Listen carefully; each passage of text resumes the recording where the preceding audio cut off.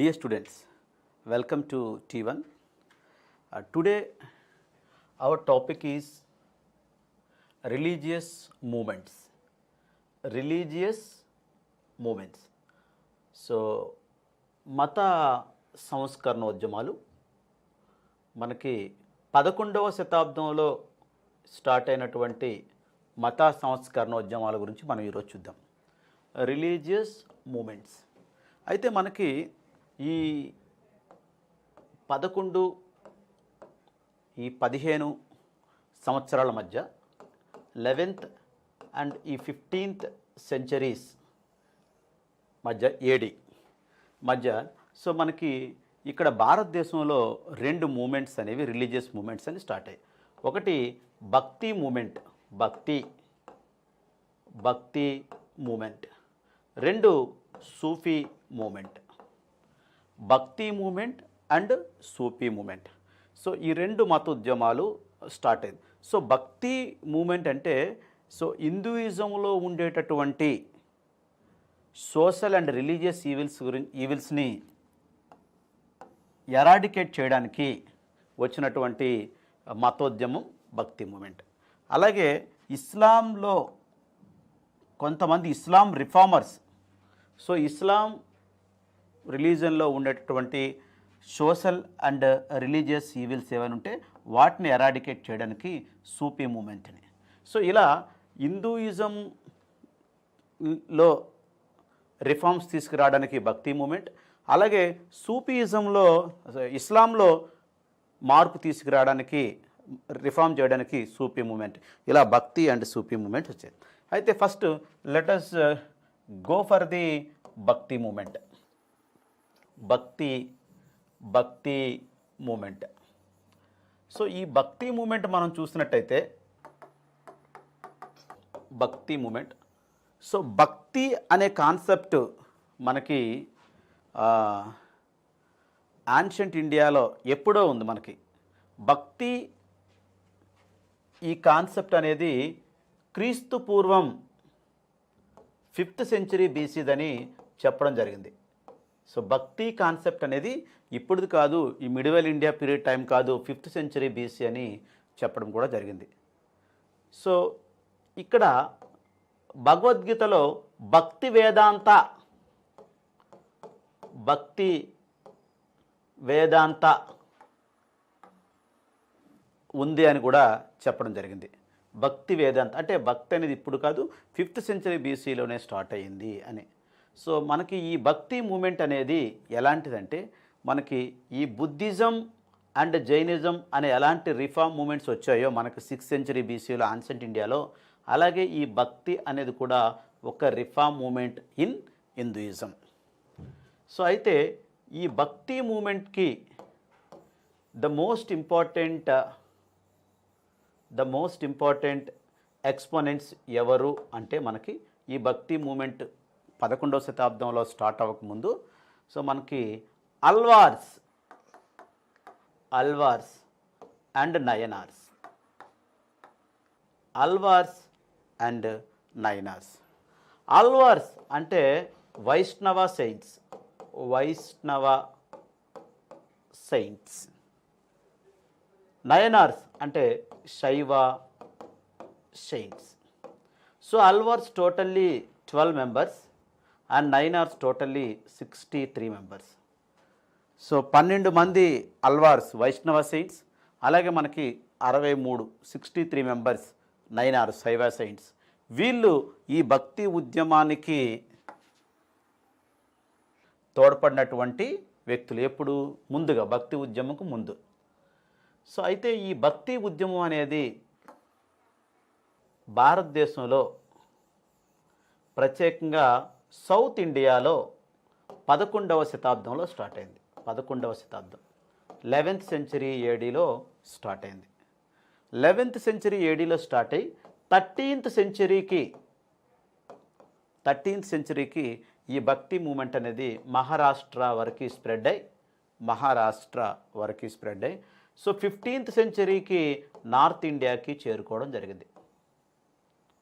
Bhakti movement, it was started in 11th century AD in South India and it was spreaded to Maharashtra in 15th century and spreaded to North India, spreaded to Maharashtra in 13th century and it spreaded to North India in 15th century.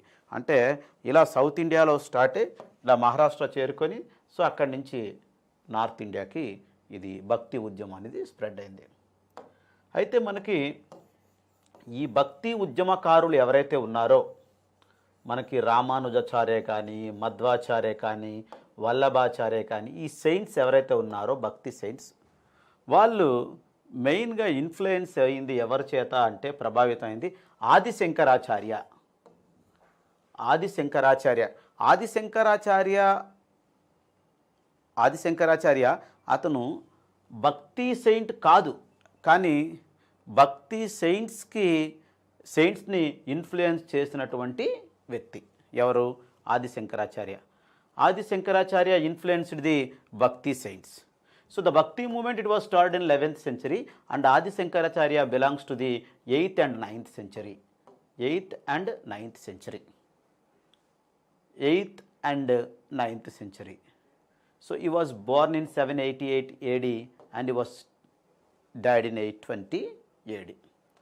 So అయితే మనం ఈ భక్తి ఉద్యమంలోకి వెళ్ళేక ముందు అసలు ఆది శంకరాచార్య గురించి మనం తెలుసుకొని తర్వాత భక్తి ఉద్యమంలోకి వెళ్దాం. ఎందుకంటే భక్తి ఉద్యమకారుల్ని ఇన్ఫ్లుయెన్స్ చేసినటువంటి గొప్ప వ్యక్తి ఆది Shankaracharya. So Adi Shankaracharya he was born in Kalady in Kerala. He was born in Kaladi in Kerala and he passed away in Kedarnath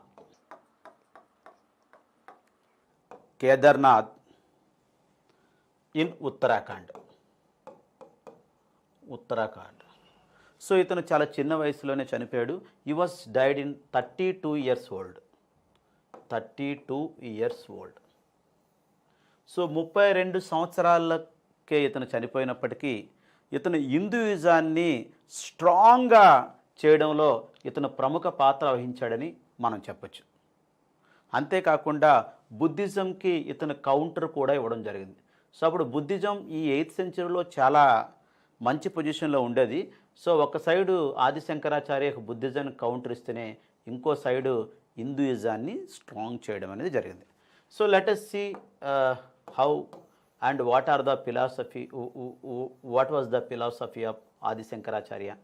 Yes, coming to the point, he said that Brahma Satyam Jagat Mithya. ఈ statement ఆది శంకరాచార్య ఇవ్వడం జరిగింది. బ్రహ్మ సత్యం జగత్ మిథ్య అంటే ఈ God ఎవరైతే అంటామో మనం బ్రహ్మ, గాడ్, ఎటర్నల్ సోల్ అంటే ఎటర్నల్ సోల్ అంటే పరమాత్మ, అంటే పరమాత్ముడి ఆత్మ, ఎటర్నల్ సోల్. జగత్ మిథ్య, సో ఇప్పుడు మనకి ఏదైతే కనిపిస్తుందో జగత్ అంటే ఈ ప్రపంచం ఏదైతే కనిపిస్తుందో అది మిథ్య, అది ఇల్యూజన్,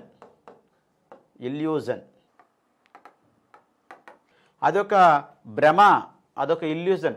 మిథ్య అంటే ఈరోజు ఉంటుంది రేపు ఉండదు, ఇది పర్మనెంట్ కాదు. ఏదైతే మీరు చూస్తున్నారో అది పర్మనెంట్ కాదు. మీరు ఒక వ్యక్తిని చూస్తున్నారు, ఎక్స్ అనే వ్యక్తిని ఉదాహరణకి. సో అతను ఒక 100 ఏళ్ళు అయిన తర్వాత చనిపోతాడు, పర్మనెంట్గా ఉండదు. ఇది మిథ్య, ఏదైతుంది it's non permanent. But what is సత్యం? బ్రహ్మ సత్యం, God is eternal, permanent. Brahmam సత్య, జగత్ మిథ్య. సో ఈ స్టేట్మెంట్లో మనకి ఏమర్థమవుతుందంటే గాడ్ అన్నది మాత్రమే నిజం, మిగతాదంతా అబద్ధం, మిగతాదంతా మిథ్య. సో దీని ద్వారా ఏంటంటే సో హిందూయిజంలో గాడ్ ఉన్నాడు అని 100% ఇక్కడ చెప్పడం జరిగింది. బట్ వేరే బుద్ధిజంలో గాడ్ ఉన్నాడా లేదంటే బుద్ధ అప్పుడు సైలెంట్ అయిపోయాడు. సో అతను బుద్ధిజం అనేది ఒక వే అని కూడా అతను చెప్పడం జరిగింది. It's not a religion, it is a way to get the మోక్ష. సో కాబట్టి ఎప్పుడైతే గాడ్ మాత్రమే నిజం, మిగతాదంతా అబద్ధం, మిథ్య అని చెప్పేసరికి చాలామంది బుద్ధిస్టులు ఇంతకుముందు 6th century BC ఎలాగైతే హిందూయిజం నుంచి బుద్ధిజంలోకి జంప్ అయ్యారో అలాగే బుద్ధిజం నుంచి so number of they jumped in to the Hinduism and it is a counter to the Buddhism. That is the first point. And next, Advaita philosophy. He said Advaita philosophy. Advaita, what is the meaning of Advaita? Advaita philosophy. Advaita philosophy. Advaita means, Dvaita means two. Advaita means one. So what is two and one? Soul and eternal soul. Soul, Atma. Atma. Eternal soul, so God soul. Paramatma. Paramatma. So ఆది శంకరాచార్య ఏం చెప్తారంటే soul, God soul ఇలా రెండు లేవు. ఆత్మ పరమాత్మ అనేవి రెండు లేవు, ఓన్లీ ఒకటే. ఏంటది? పరమాత్మ మాత్రమే. పరమాత్మ. సో పరమాత్మ ఇది బిగ్ సోల్ అనుకుంటే, మనం ఇలా పరమాత్మ అనుకుంటే మన అందరి soul it's a part of పరమాత్మ. సో ఈ సోల్ ఏదైతే మీరు అనుకుంటున్నారో అది సపరేట్ కాదు. It is these souls XYZ souls are part of పరమాత్మ. ఎస్, ఇక్కడ మనకి రెండు సోల్ అంటూ సపరేట్గా లేవు, ఒకటే soul, that is called as పరమాత్మ. Advaita philosophy, Advaita only one, that one is God soul, పరమాత్మ. సో ఈ విధంగా ఇతను ఈ పాయింట్ చెప్పడం జరిగింది. So Advaita philosophy, Advaita means one, that one is God soul. Yes, and he propagated జ్ఞాన మార్గ who Adi Shankaracharya propagated జ్ఞాన మార్గ. See, one point you have to remember, bhakti marga, ritual marga. See, liberation through bhakti and liberation through ritual. So గాడ్ని చేరుకోవాలంటే భక్తి marga and ritual మార్గ. So భక్తి మార్గ అంటే భక్తి ద్వారా డివోషన్, ప్రేయర్, భజనాస్, సాంగ్స్, ఇలా భక్తి ద్వారా గాడ్ని చేరుకోవడం. Liberation through bhakti, it is called as bhakti marga. And liberation through ritual, I think you might have heard about Yajurveda deals about rituals. Yajurveda deals గురించి చెప్తుంది మనకి. సో యజుర్వేదాలో ఏంటి? There is no direct connection between human being and God.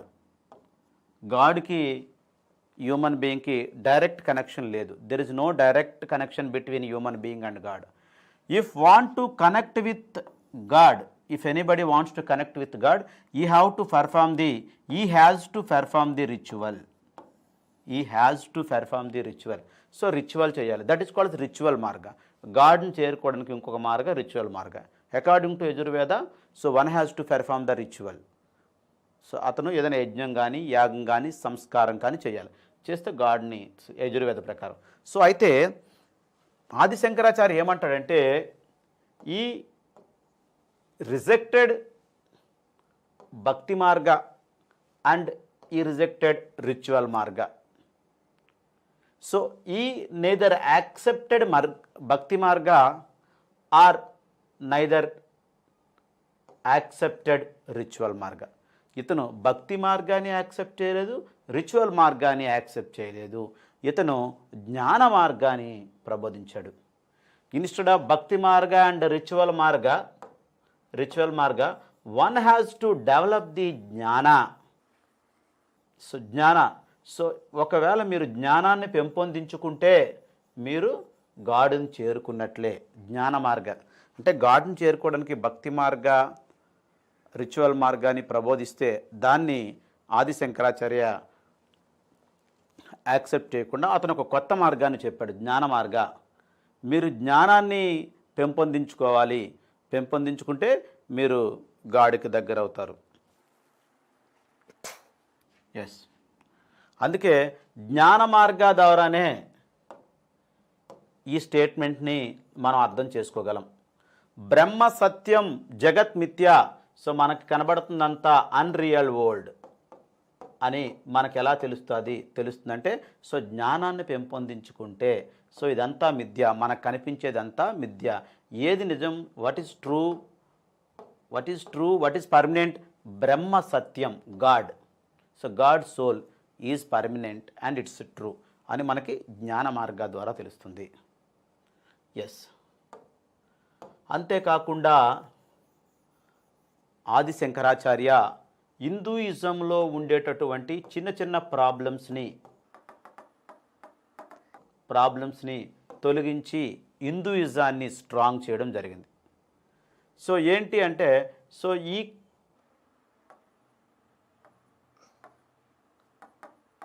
he started a new cult that is Smartha cult. Smartha, SMARTHA, Smartha cult. This is a new cult. It was started by the Adi Shankaracharya.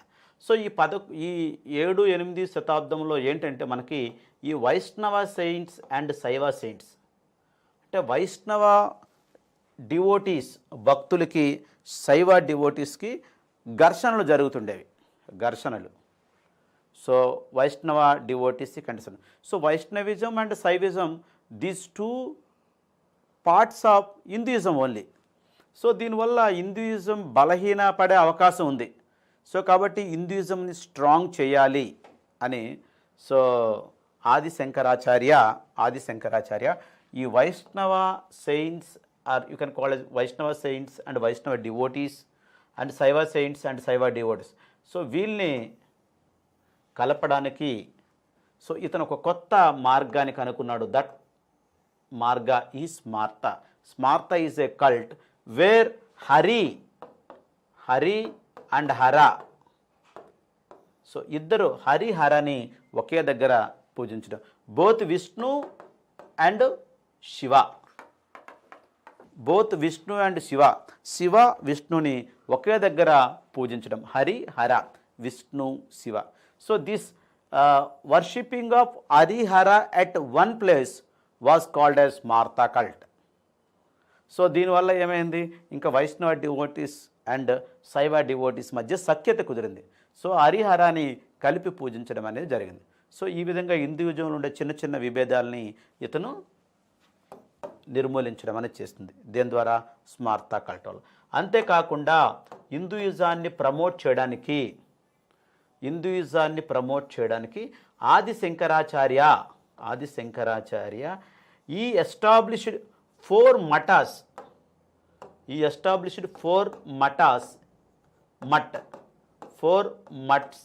In 4 corners in India. So ఇండియాలో 4 వైపులా 4 మఠాల్ని establish చేయడం జరిగింది. So establish చేసి దాని ద్వారా హిందూయిజాన్ని propagate చేయడం అనేది జరిగింది.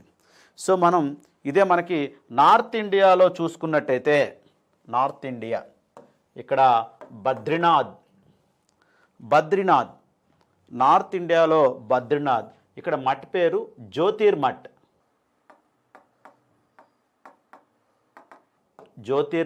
JYOTHIR, Jyotirmath. So Jyotirmath which was established in Badrinath, Uttarakhand, Badrinath in Uttarakhand. And south side Sharada Math,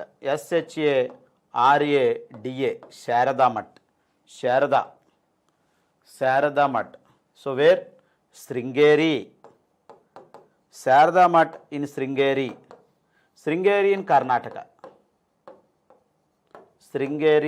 in Karnataka. So northern side Jyotirmath in Badrinath in Uttarakhand, and whereas southern side Sharada Math, Sringeri in Karnataka. And coming to the west side Gujarat, Kalika Math,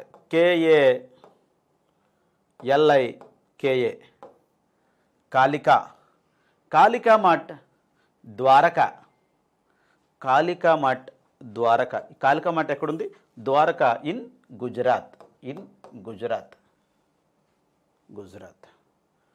and east side Govardhana Math, Govardhana Math in Puri, Orissa, in Puri, Puri Orissa.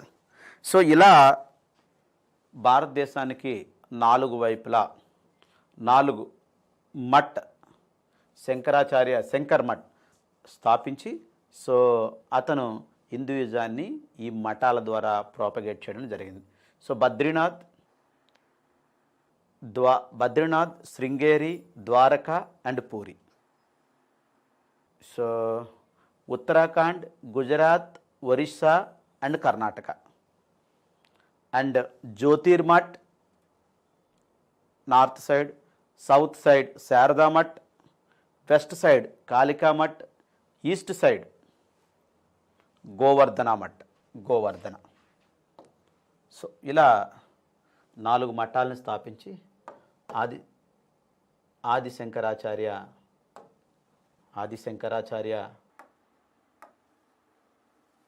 So హిందూయిజాన్ని propagate చేశాడు. అంతేకాకుండా Kamakoti Peeth and Sumeru Mata Math. So ఇది కామకోటి పీఠం మన కంచిలో ఉంది, ఈ సుమేరు మాతా మఠ్ కాశీలో ఉంది. ఈ 2 కూడా ఆది శంకరాచార్య కట్టించుంటాడని నమ్మకం. కామకోటి పీఠ్ అండ్ సుమేరు మాతా మఠ్, ఈ Kamakoti Peeth in Kanchi, Sumeru Mata Math in Kashi. So ఈ 2 కూడా ఆది శంకరాచార్య కట్టించాడని ఒక నమ్మకం, ఒక belief. So coming to the point, Adi Shankaracharya he was a follower of ఉత్తర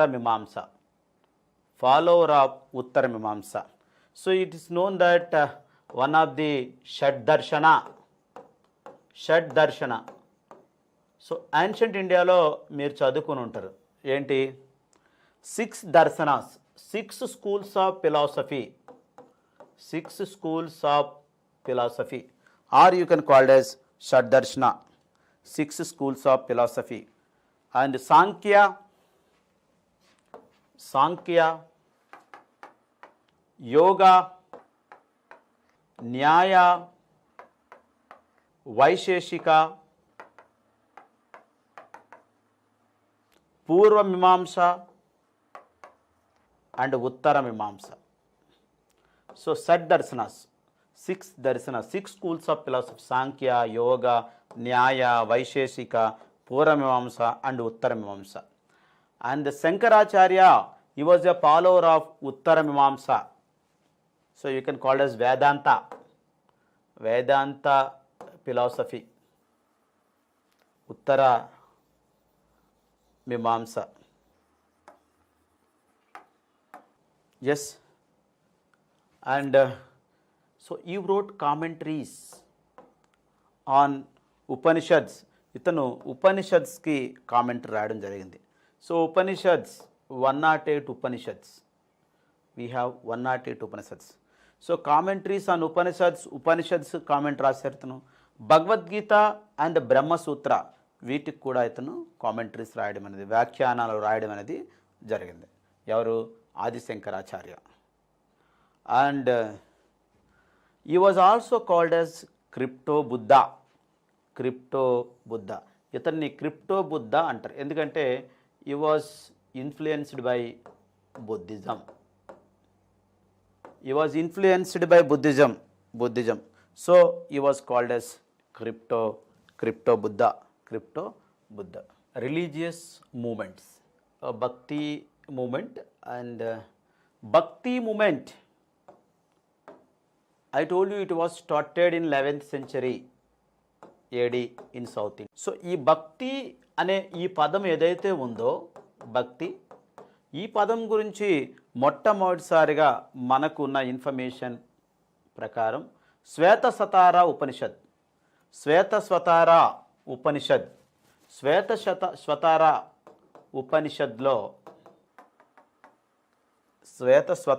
ఉపనిషద్లో మొట్టమొదటిగా భక్తి గురించి చెప్పడం జరిగింది. అంటే మనకి ఈ వేదాల కాలంలోనే మనకి భక్తి గురించి మాట్లాడినటువంటి ఉపనిషద్ శ్వేతస్వతార ఉపనిషద్, శ్వేతస్వతార ఉపనిషద్. అయితే భక్తి అంటే వాట్ ఈస్ భక్తి? భక్తి ఆర్ డివోషన్ టు గాడ్. ఈ భక్తి మూమెంట్లో మెయిన్ ఆబ్జెక్టివ్ ఏంటంటే డివోటీ హ్యావ్ ఏ భక్తి ఆర్ డివోషన్ టు గాడ్. దేవుని పట్ల భక్తి కలిగి ఉండడం, భక్తిని కలిగి ఉండడం, devotion to God, that is utmost important in the భక్తి మూమెంట్. సో భక్తి మూమెంట్లో ఇదే కాకుండా సో ఈ భక్తి ఉద్యమకారులు ఎవరైతే ఉన్నారో సెయింట్స్, భక్తి సెయింట్స్ ఎవరైతే ఉన్నారో, భక్తి సెయింట్స్ వాళ్ళు unnecessary they abolished the unnecessary rituals. It means they don't accept the unnecessary rituals in the religion. So హిందూయిజంలో ఉన్నటువంటి రిచువల్స్ ఏవైతే ఉన్నాయో వాటిని రిజెక్ట్ చేశారు. They rejected unnecessary rituals. అవసరం లేని ఈ సంస్కారాలు, యజ్ఞయాగాల్ని వీళ్ళు రిజెక్ట్ చేయడం జరిగింది. ఎవరు? భక్తి అంటే ఎవరు? హిందూ రిఫార్మర్సే. Hindu reformers who wants to reform Hinduism. Yes. అంతేకాకుండా ఈ బ్రాహ్మణికల్ సుప్రిమసీ. సో హిందూయిజంలో బ్రాహ్మణికల్ సుప్రిమసీ, బ్రాహ్మణ్ సుప్రిమసీ ఉంటుంది.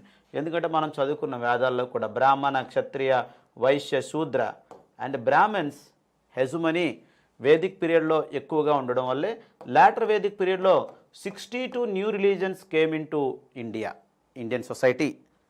So because of the హెజుమనీ of the Brahminism in the Vedic period, the latter Vedic period, new 62 religions came into existence in Indian society in the 6th century BC. So some of them are Buddhism, Jainism, Ajivaka, Charvaka, etc.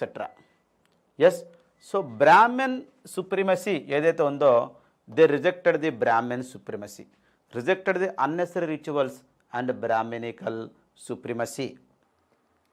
And apart from that, they eradicate social and religious discrimination.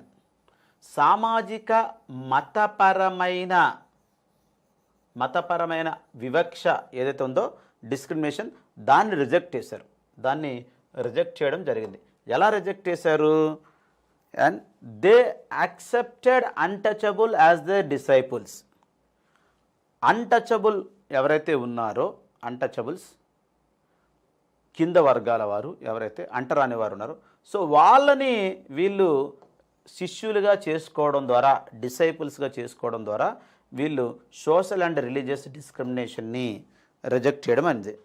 So కాబట్టి ఇప్పుడు ఎవరైతే ఈ untouchables ఉన్నారో వాళ్ళని శిష్యులుగా చేసుకోవడం అంటే, so there is no discrimination in religion and as well as social discrimination. So ఈ విధంగా వీళ్ళు సోషల్ అండ్ రిలీజియస్ డిస్క్రిమినేషన్ని సో వీళ్ళు రిజెక్ట్ చేస్తారు. ఎందుకంటే ఆ రోజుల్లో ఎక్కువగా సోషల్ అండ్ రిలీజియస్ డిస్క్రిమినేషన్ చాలా ఎక్కువగా ఉండేది. And apart from that, within the bhakti movement there were 2 schools. One is Saguna bhakti and second one is నిర్గుణ భక్తి. సగుణ bhakti and second one is నిర్గుణ భక్తి. సగుణ అంటే గాడ్ని, దేవుణ్ణి హ్యూమన్ ఫామ్లో పూజించడం, హ్యూమన్ యాట్రిబ్యూట్స్, హ్యూమన్ క్వాలిటీస్ ఇతనికి చేర్చి సో ఇతన్ని హ్యూమన్ ఫామ్లో పూజించడం. సో వీళ్ళు ఏం బిలీవ్ చేస్తారంటే incarnation of God on earth, ఈ భూమి మీద అతని అవతారం అని వీళ్ళు దీన్ని బిలీవ్ చేస్తారు. సో అందుకే వీళ్ళు ఇక్కడ ఐడిల్ వర్షిప్ చేస్తారు. ఐడిల్ వర్షిప్ అంటే హ్యూమన్ రూపంలో గాడ్కి ఒక రూపాన్ని ఇచ్చి, so human attributes, human qualities ఇచ్చి దీన్ని పూజించడం చేస్తారు. దాన్ని incarnation of God on earth అని కూడా వీళ్ళు చెప్తారు.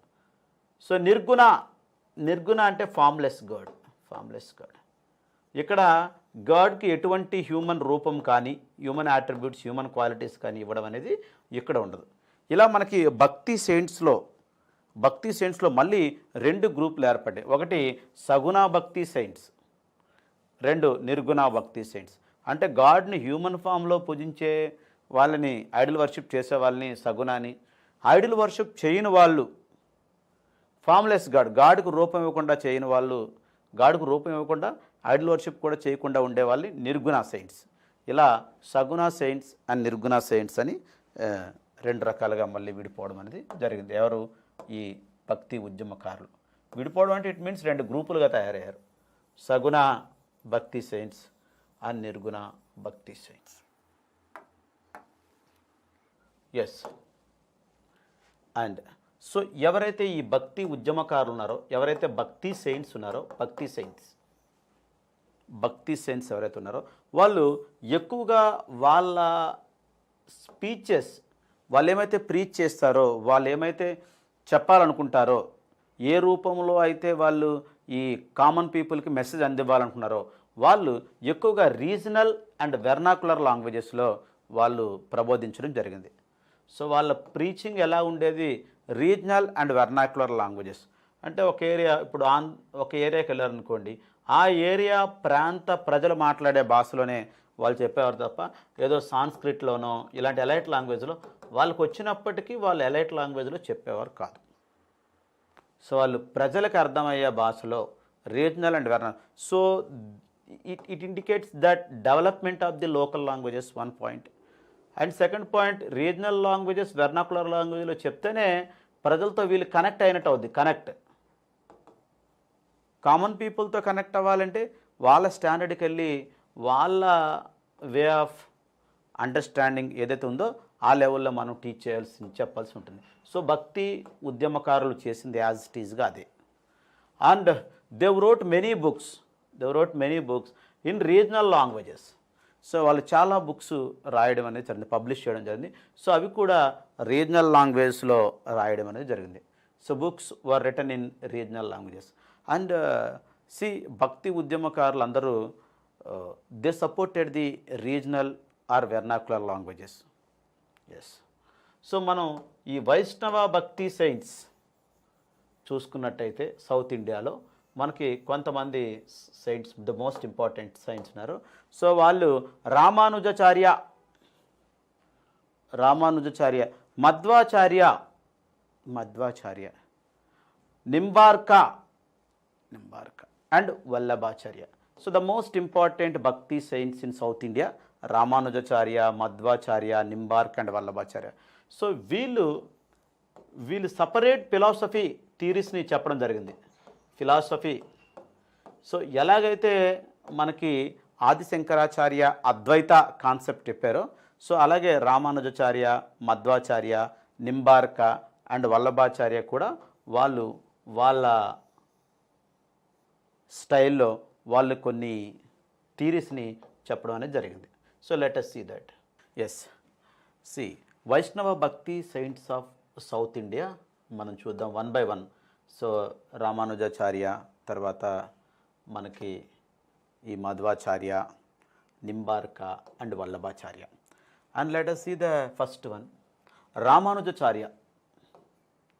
So Ramanujacharya, he was the founder of bhakti movement in medieval period.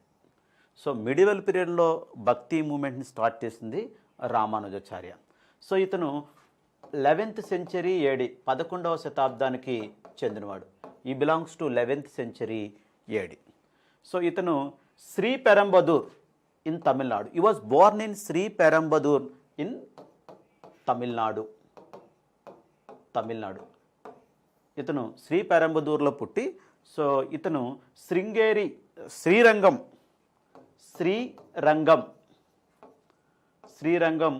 శ్రీరంగపట్నంలో ఇతను వైష్ణవ టెంపుల్లో ప్రీస్ట్గా చేసేవాడు. శ్రీరంగం వైష్ణవ టెంపుల్లో ఇతను ప్రీస్ట్గా చేసేవాడు. సో అయితే రామానుజాచార్య, సో ఈ has given a new philosophy that is విశిష్ట అద్వైత. ఆది శంకరాచార్య అద్వైత ఫిలాసఫీని చెప్తే ఇతను విశిష్ట అద్వైత అంటే అద్వైతకి కొన్ని మోడిఫికేషన్స్ చేసి అతను విశిష్ట విశిష్టాద్వైత అనే philosophy. He was a founder of the Vishishtadvaita philosophy. So అయితే ఇతను శ్రీ వైష్ణవిజంలోనే న్యూ సెక్ట్ శ్రీ వైష్ణవిజం అనే కొత్త సెక్ట్ని ఇతను తయారు చేయడం స్టార్ట్ చేశారు. Sri Vaishnavism is a new sect in the Vaishnavism. It was started by the Ramanujacharya. So మనకి ఈ శ్రీ వైష్ణవిజం చూసుకుంటే ఇందులో ఏముంటుంది అంటే Lord Krishna is the only incarnation of Lord విష్ణుకుండే ఓన్లీ అవతారం ఏంటంటే లార్డ్ కృష్ణ అని చెప్పడం జరుగుతుంది శ్రీ వైష్ణవిజంలో. అంటే ఇక్కడ ఏంటి, కృష్ణాని ఇక్కడ వర్షిప్ చేసినట్టు మనకు అర్థమవుతుంది శ్రీ వైష్ణవిజం అనే న్యూ సెక్ట్లో. అయితే ఇతను ఈ ప్రొపౌండెడ్ one marga that is called as ప్రాప్తి మార్గ is nothing but self surrender. So ఇతను రామానుజాచార్య ఏం చెప్తున్నారంటే, సో దేవుణ్ణి కలవాలంటే లేదా మోక్షం పొందాలంటే, సాల్వేషన్ కావాలంటే, so one has to follow the ప్రాప్తి మార్గ అంటే self surrender.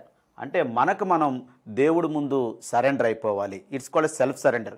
That is called ప్రాప్తి మార్గ. దిస్ మార్గ was founded by the who was the founder of this Ramanujacharya. Yes, అంతేకాకుండా ఇతను గాడ్ ఈజ్ ఏ సత్యం శివం సుందరం. He said like that. సత్యం, గాడ్ ఈజ్ ఏ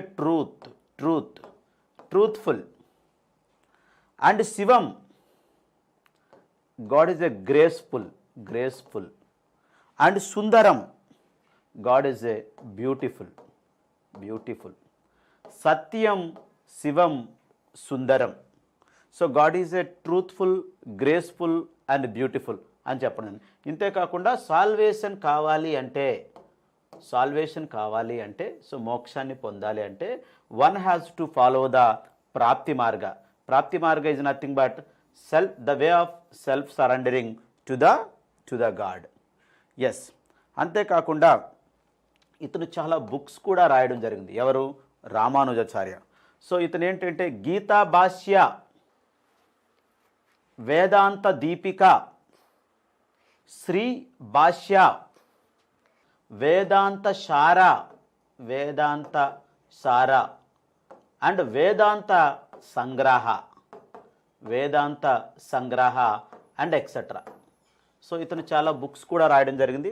అందులో the most important books are Gita Bhashya, Vedanta Deepika, Shri Bhashya, Vedanta Sara and Vedanta సంగ్రహ. So ఇవి ఇతను బుక్స్. సో ఇతను ఏంటంటే one point you have to remembering, he said the ప్రాప్తి marga and Sri Vaishnavism is a new sect. It was coined by Ramanujacharya and his philosophy is Vishishtadvaita. And let's move to the next personality, Madhavacharya. So Madhavacharya, he belongs to the 13th century AD. So ఇతను కర్ణాటకకు చెందినటువంటి ఈ Udupi. So he belongs to Udupi in Karnataka. So ఇతను కూడా వైష్ణవ cent. అయితే కృష్ణ భక్తి, so ఈ started, it's called as Krishna భక్తి అండ్ ఈ established Krishna Math in Udupi. So ఇతను కృష్ణ భక్తిని ప్రమోట్ చేయడమే కాకుండా కృష్ణ మఠ్ అనే ఒక మఠ్ని ఉడిపిలో ఇతను కన్స్ట్రక్ట్ చేయడం అనేది జరిగింది. సో అంతేకాకుండా ఈ wrote a book Sarvamula the book. It was written by the Madhavacharya. And he coined a new philosophy. His philosophy was Dvaita. So you know very well what is Dvaita. You know the Advaita. So Dvaita, Advaita, it's a concept of Atma and Paramatma. So Dvaita.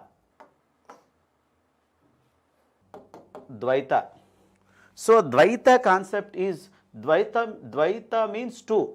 What is two? Soul and God soul. Soul and eternal soul. God soul, soul, Atma. Eternal soul, Paramatma. What he said that Atma, Paramatma అనేవి వేరు, రెండు ఒకటి కాదు. ఆత్మ వేరు, పరమాత్మ వేరు. ఆత్మ అండ్ పరమాత్మ, soul is different from the God soul or eternal soul అని ఇతను చెప్పడం జరిగింది, ద్వైత. సో ఈ కాన్సెప్ట్ మీకు చూస్తే అద్వైత కాన్సెప్ట్ ఎవరు చెప్పారు? Shankaracharya. What he said that soul and God soul ఈ రెండు ఒకటే. సో ఇది గాడ్ సోల్ అయి ఉంటే పరమాత్మ అనేది మన సోల్ అన్ని part of God soul, so ఒకటే అని చెప్పి ఇక్కడ అద్వైత చెప్పడం జరిగింది.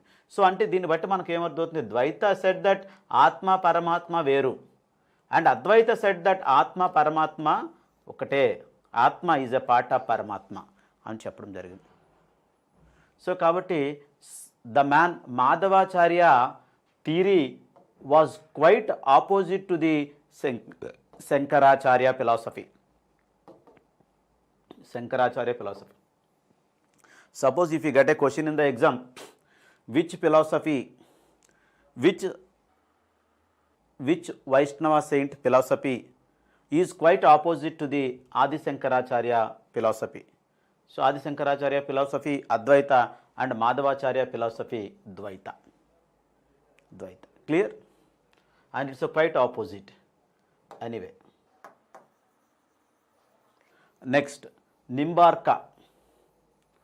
Nimbarka, he belongs to the 13th and 14th century AD. He belongs to the 13th and 14th century AD. 13th and 14th century AD. 13th and 14th century AD. He was a Vaishnava saint in Andhra region. So itanu Andhra region ki చెందినటువంటి Vaishnava saint ఎవరు? Nimbarka. So Nimbarka you wrote a book Vedanta Parijata Saurabha. Vedanta Parijata Saurabha, it is a book which was written by Nimbarka. It is a book which was written by Nimbarka, Vedanta Parijata Saurabha. And coming to the point, Nimbarka philosophy is Dvaita.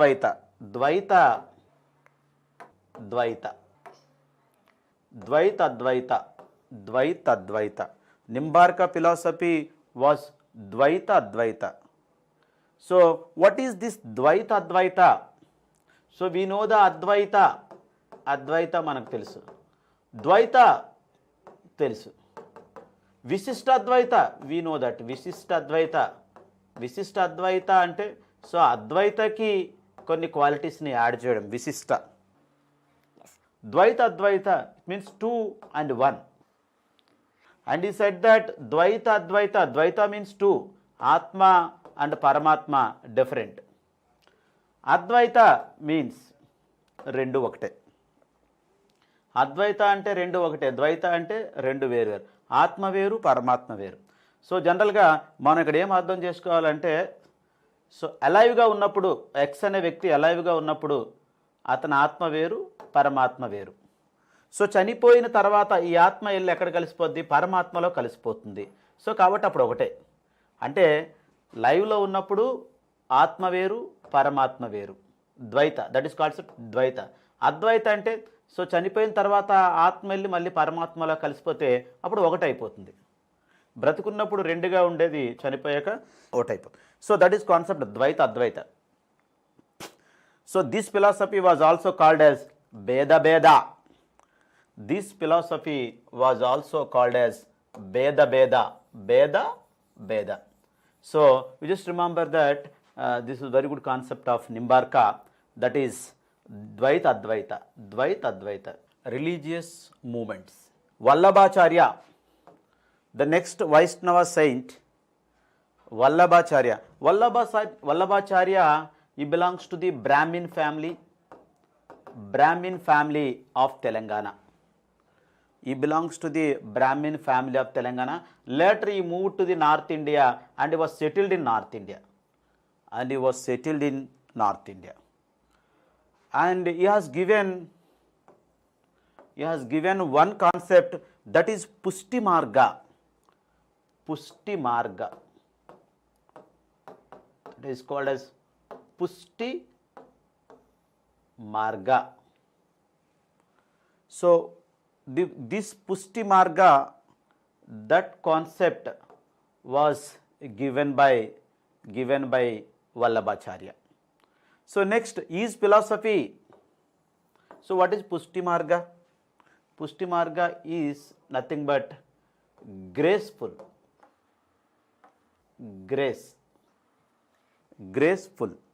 and Suddha-Advaita,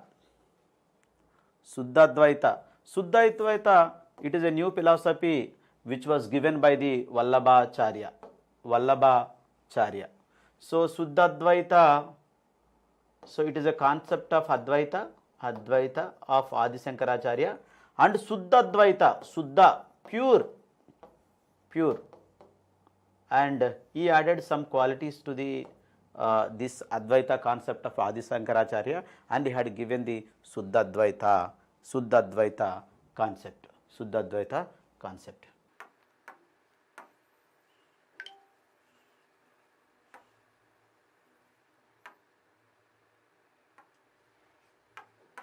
And these Vaishnava saints, South Indian Vaishnava saints, and you just remember that they have given different philosophies of this Bhakti movement. So Visishtadvaita by Ramanujacharya, and Dvaita philosophy by Madhvacharya, and Dvaita-Advaita philosophy by Nimbarka, Suddha-Advaita philosophy of Vallabhacharya. Yes. Next, after that, so Maharashtra Vaishnava saints. So let us discuss about the Maharashtra Vaishnava saints. So the Maharashtra, it is that familiar place for the Vaishnavism in the time of 13th to 17th century Vaishnavism. So the center of Vaishnavism in Maharashtra was Pandaripur or Pandaripur or Pandarpur. So 13th to 11th century, 17th century, the Pandaripur, it was a main center for the Bhakti movement in Maharashtra.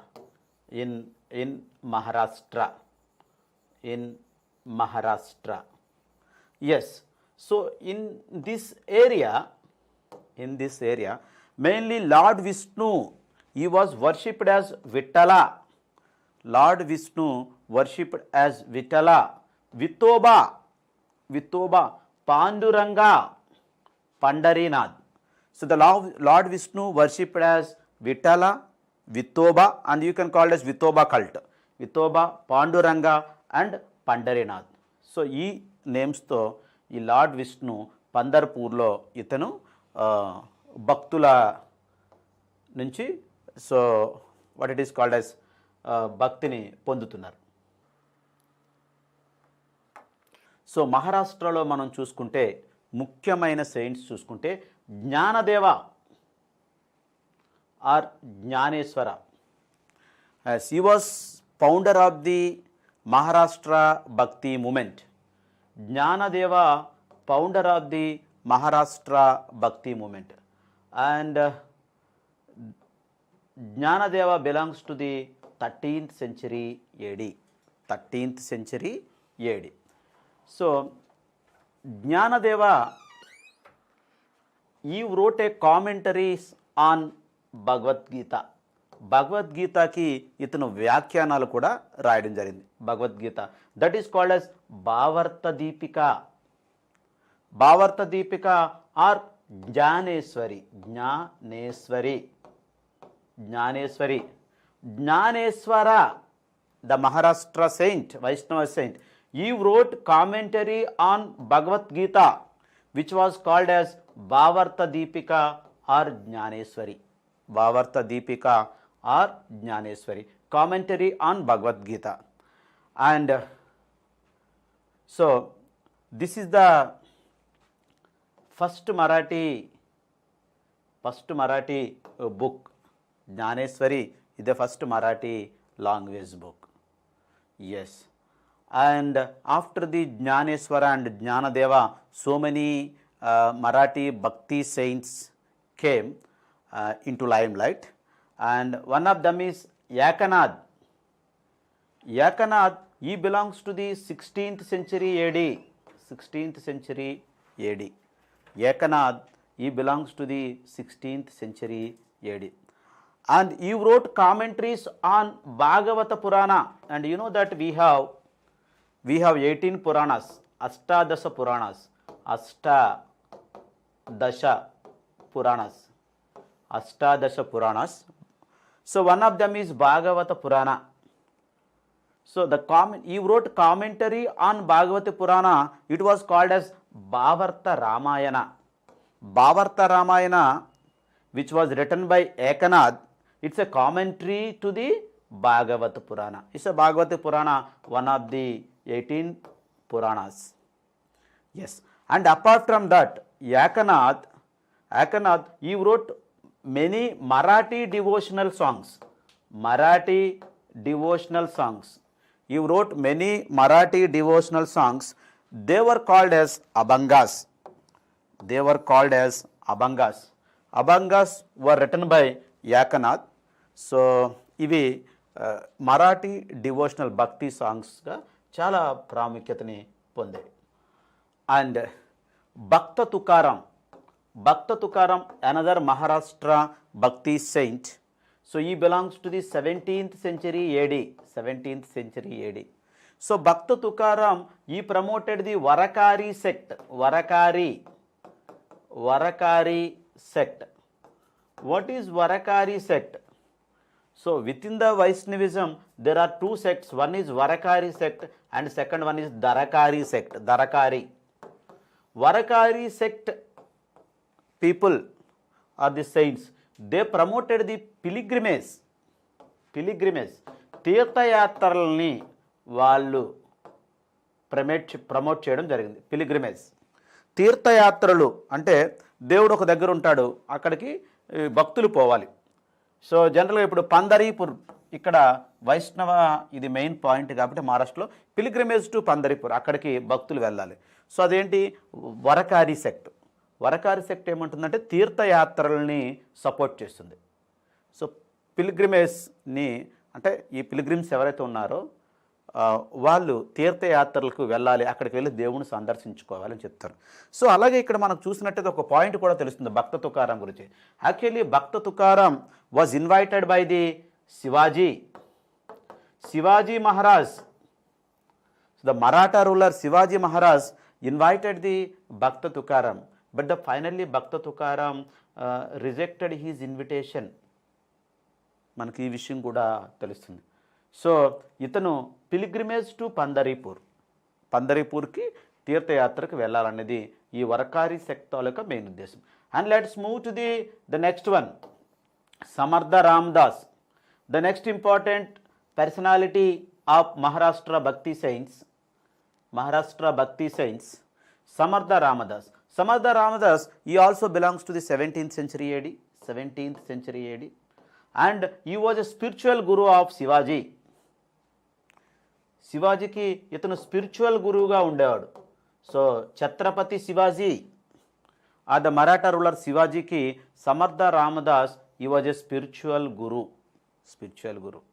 And the man who Samartha Ramdas who supported the Dharakari sect. Dharakari sect అంటే వీళ్ళు తీర్థయాత్రలని support చేయలేదు, reject చేశారు. అంటే దేవుడు అంటే ఎక్కడో ఉంటాడు ఒక దగ్గర అని అలా అనుకోలేదు వాళ్ళు. దేవుడు అంటే ఓమ్ని ప్రజెన్స్, ప్రతి చోట దేవుడు ఉంటాడు. సో దేవుడు అంటే ఇక్కడెక్కడో ఉండే ఎక్కడో ఒక టెంపుల్లోనే ఉండడమే కాదు, ప్రతి చోట దేవుడు ఉంటాడు. God is a omnipresent, God is a omnipresent. Omnipresent అంటే సర్వాంతర్యామి. అలా అని చెప్పి వీళ్ళు తీర్థయాత్రలని సపోర్ట్ చేయలేదు. That sect was called as Dharakari sect. Dharakari sect ఎవరు? Samarth Ramdas. So omni present అని ఎవరైతే అనుకుంటామో, సర్వాంతర్యం అనుకున్నప్పుడు సో ఇక్కడే గాడ్ ఉంటాడు, ఇక్కడే ఉంటాడు అనేది ఏం లేదు, గాడ్ ఎక్కడైనా ఉంటాడనేది దరకారి సెక్ట్ తాలూకా main concept. Anyway, the man Samarth Ramdas, ఈ wrote Dasabodha in Marathi language. Dasabodha, the book it was written by the Samartha Ramdas.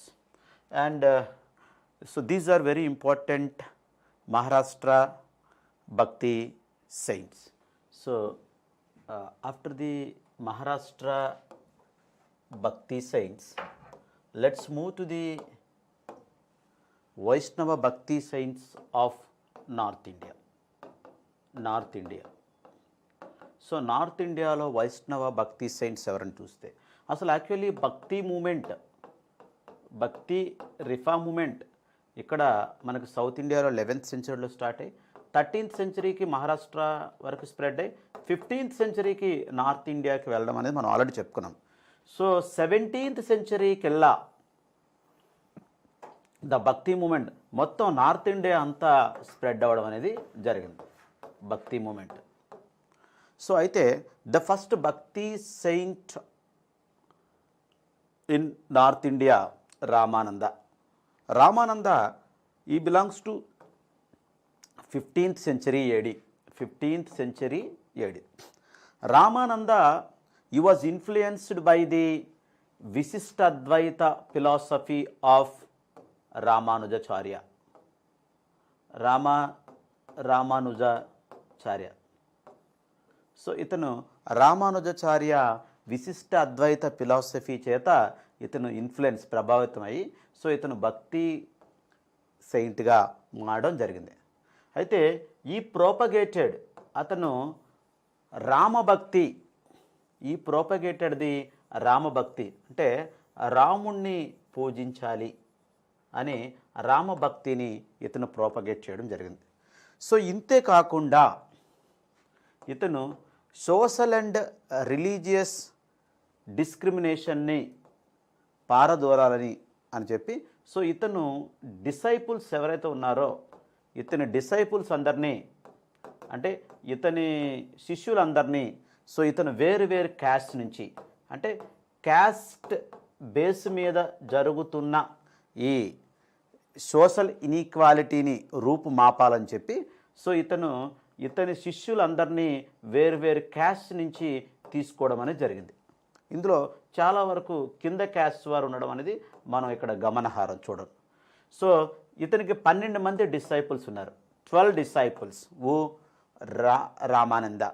So these 12 disciples were called as Avadhutas. 12 disciples of Ramananda. So మనం let us see that చూస్తే మనకు అర్థమవుతుంది. So Ramananda ఇన్ఈక్వాలిటీని దూరం చేసి equality తీసుకురావాలని క్యాస్టిజంలో అతను so ఏ caste పీపుల్ని శిష్యులుగా తీసుకున్నారని మనం ఇక్కడ చూస్తాం. సో ఇక్కడ చూసినట్టయితే మనకి the most familiar one Kabir he belongs to the weaver community. Kabir belongs to the weaver community. Bhagat Pipa so he belongs to the Rajput prince. So రాజ్పుట్కు సంబంధించినటువంటి వ్యక్తి. So Narahari he belongs to the carpenter community. Sen so ఇతను barber. Dhanna DHANNA Dhanna so he was a Jat farmer. So Jat ట్రైబ్కి చెందినటువంటి farmer. Ravidas a Dalit of Charmar caste అంటే ఎవరు వీళ్ళు తోళ్ళు అవి తీసేవాళ్ళు. సాధన బచ్చర్ అంటే మాంసం అది కొట్టేవాళ్ళు. బచ్చర్ చూడండి, ఇతను డిసైపుల్స్గా చేసుకున్న వాళ్ళలో మనం చూసినట్టయితే సో చాలామంది కింద తరగతుల వాళ్ళని తీసుకున్నట్టు తెలుస్తుంది. సో ఇతను ఏంటంటే క్యాస్ట్ ఇన్ఈక్వాలిటీని దూరం చేయాలని అనుకుని ఎవరు? రామానంద. సో రామానంద తర్వాత మనకి నెక్స్ట్ ఇంపార్టెంట్ భక్తి సెయింట్, నార్త్ ఇండియన్ భక్తి సెయింట్ మనం చూసుకున్నట్టయితే Surdas. Surdas, so he was a disciple of Vallabhacharya. Vallabhacharya, so Vallabhacharya గురించి మనం చెప్పుకున్నాం. సో సౌత్ ఇండియన్, ఇక్కడి నుంచి అతను మళ్ళీ నార్త్ ఇండియాకి వెళ్ళి అక్కడ సెటిల్ అయ్యాడు. అతని డిసైపులే సూర్దాస్. సో ఈ ప్రమోటెడ్ ది కృష్ణ భక్తి. ఇతను కృష్ణ భక్తిని ప్రమోట్ చేశారు. ఎవరు? సూర్దాస్. సో ఇతని లిటరరీ వర్క్స్ ఇతని రచనల ద్వారా కృష్ణ భక్తిని నలుమూలలా వ్యాపింపచేయడం జరిగింది. సో ఏంటి అవంటే Sur Sagar, Sur Suravali. Sur Sagar and Sur Suravali, these two were written by the Surdas in Hindi language.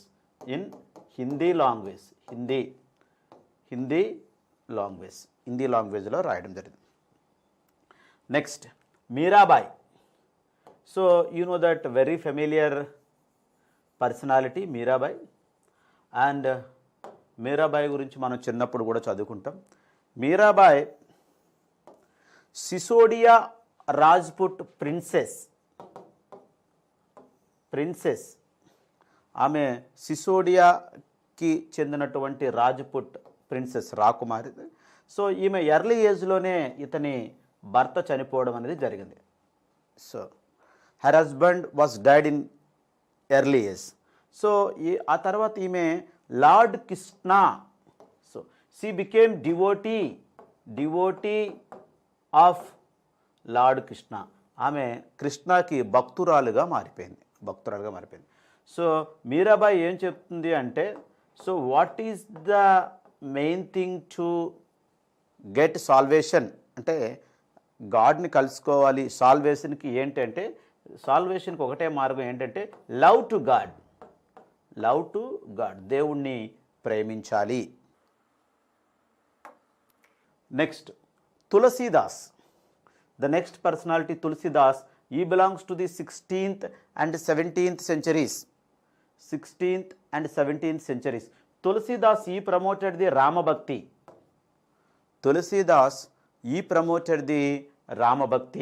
రామభక్తి. And coming to the point, so he wrote Ramcharit Manas.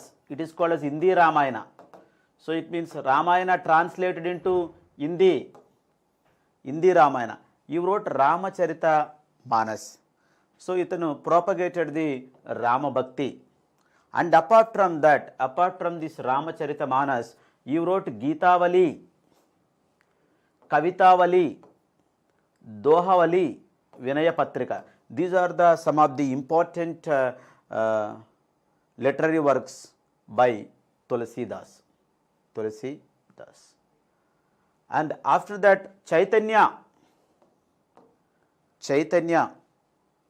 So Chaitanya, so he belongs to Bengali.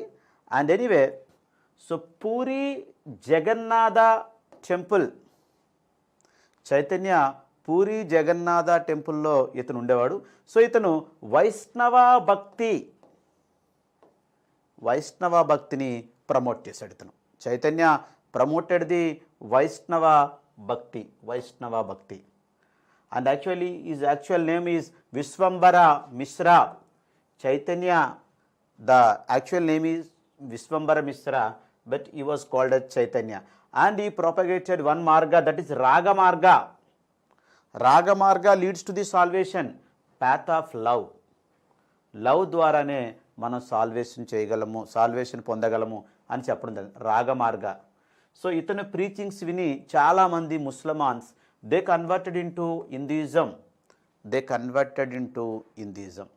Chaitanya influenced many people. అతను చాలామంది పీపుల్ని ఇన్ఫ్లుయెన్స్ చేయడం జరిగింది. So after the Chaitanya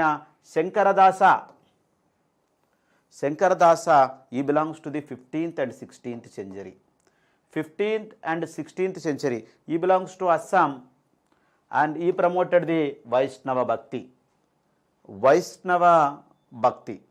So because of the preachings of Shankaradasa, many tribals, they became devotees of Vaishnavism. And even Ahom king,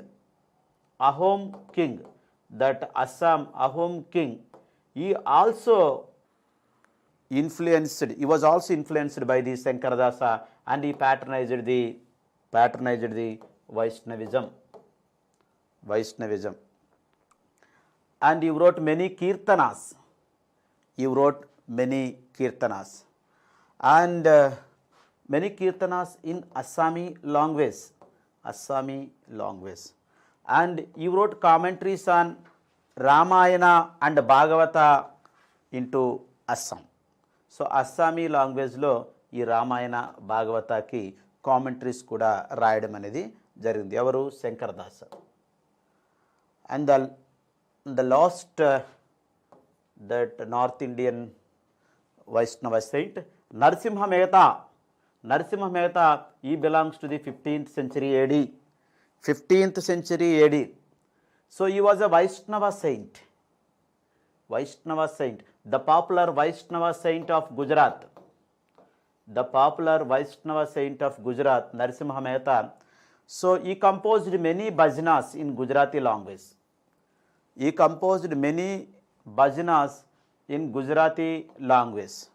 So the Mahatma Gandhiji, so very much influenced by these bhajanas, and he gave more importance to these bhajanas of Narasimha Mehta. So Mahatma Gandhi గారు ఈ నరసింహ మెహతా భజనాస్ని చాలా ఇష్టపడేవారు. So ఈ విధంగా భజనల ద్వారా, రచనల ద్వారా, తర్వాత పాటల ద్వారా, డివోషనల్ సాంగ్స్ ద్వారా, లవ్ ద్వారా ఈ భక్తి సెయింట్స్ అనేవాళ్ళు వాళ్ళ భక్తిని సో నలుమూలలా వ్యాపింపచేయడం అనేది జరిగింది. శైవ bhakti saints, Nirguna Bhakti saints, and Sufism and Sufi saints, Sikhism, Sikh gurus, వీళ్ళ గురించి మనం ఈ క్లాస్లో చెప్పుకుందాం. సో మొదటగా శైవ భక్తి సెయింట్స్. సో మనం వైష్ణవ భక్తి సెయింట్స్ మనం చూసాం. రామానుజాచార్య, సో మాధవాచార్య, ఇలా వల్లభాచార్య, ఇలా. సో ఇక్కడికి వస్తే మనం ఈ శైవ భక్తి సెయింట్స్ అనేవాళ్ళు మనం చూసుకున్నట్టయితే కంపేరింగ్ టు ది వైష్ణవ భక్తి సెయింట్స్, వీళ్ళతో పోల్చుకుంటే శైవ రిఫార్మ్ మూమెంట్ అనేది కొంచెం తక్కువగానే ఉందని మనం చెప్పొచ్చు. Comparing to the Vaishnavism, so శైవ భక్తి ఈ మూమెంట్స్, రిఫార్మ్ మూమెంట్ అనేది తక్కువగా ఉందని మనం చెప్పొచ్చు. అయితే ఈ శైవ భక్తి సెయింట్స్ 12-13 శతాబ్దాల్లో, 12th and 13th centuryలో, సో ఈ శైవిజం అనేది ఈ కర్ణాటక అండ్ కాశ్మీర్ ఈ ప్రాంతాలలో, ఈ శైవ భక్తి రిఫార్మ్ మూమెంట్ అనేది సో ఎక్కువగా కనిపిస్తుంది మనకి. భారతదేశంలో మిగతా ప్రాంతాల కంటే కర్ణాటక, కాశ్మీర్ ప్రాంతంలో 12th and 13th century ఈ టైంలో. సో అయితే the most important and the familiar Saiva Bhakti saint Basavanna, he belongs to the 12th century AD. ఇతను 12వ శతాబ్దానికి చెందినవాడు. 1105 నుంచి 1167 ఇతని టైం పీరియడ్. సో అయితే బసవన్న, so he was born in North Karnataka.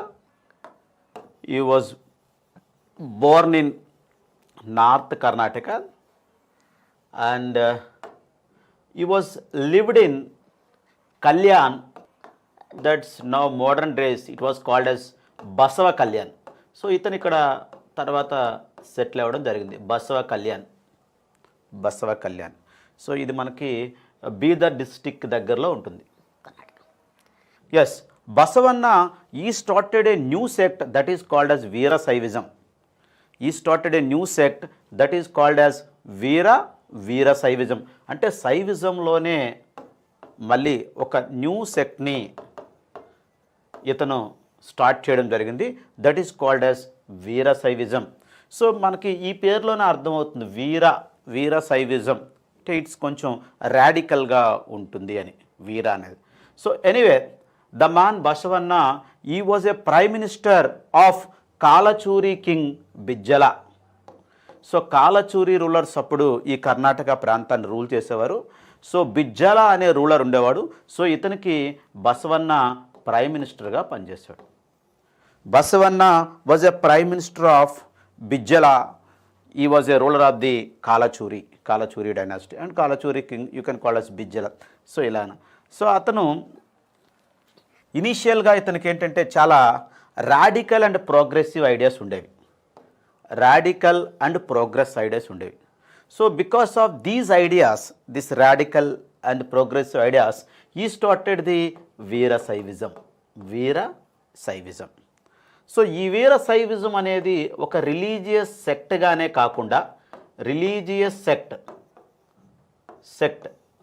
కాకుండా ఈ Veera Shaivism it's a radical social reform movement. It was not only a religion or the religious sect, but also a radical social reform movement. అంటే ఒక పక్క ఇది మత sect గాను, ఇంకొక పక్క ఇది రాడికల్ సోషల్ అంటే ఒక బలమైన సోషల్ రిఫార్మ్ మూమెంట్గా కూడా మనం ఈ వీర శైవిజాన్ని పిలవచ్చు. అయితే బసవన్న ఈ కండెమ్డ్ రిచువల్స్ అంటే మనకి ఈ వేదాలలో ఏదైతే చెప్పారో ఈ యజ్ఞాలు యాగాలు చెయ్యాలి, మనకి సాల్వేషన్ దొరకాలి అంటే గాడ్ని కలవాలి, సాల్వేషన్ దొరకాలి అంటే యజ్ఞయాగాలు చేయాలి, కర్మకాండలు చేయాలి అని చెప్పారో, సో వాటిని తను కండెమ్ చేశాడు. He condemn the rituals and opposite the Brahmanical supremacy. So ఎప్పటి నుంచో మనకి వేదకాలం నుంచి వస్తున్నటువంటి ఈ బ్రాహ్మణికల్ సుప్రిమసీని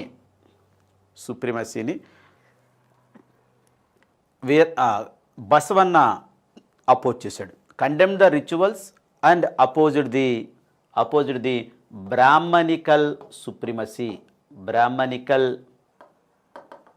సుప్రిమసీ.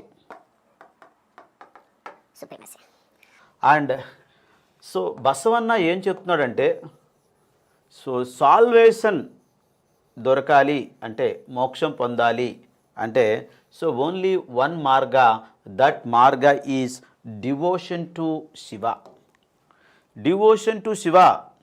మనం పూర్తిగా శివుని పట్ల భక్తి శ్రద్ధలు చూపించాలి, devotion. So devotee should show the devotion to the God.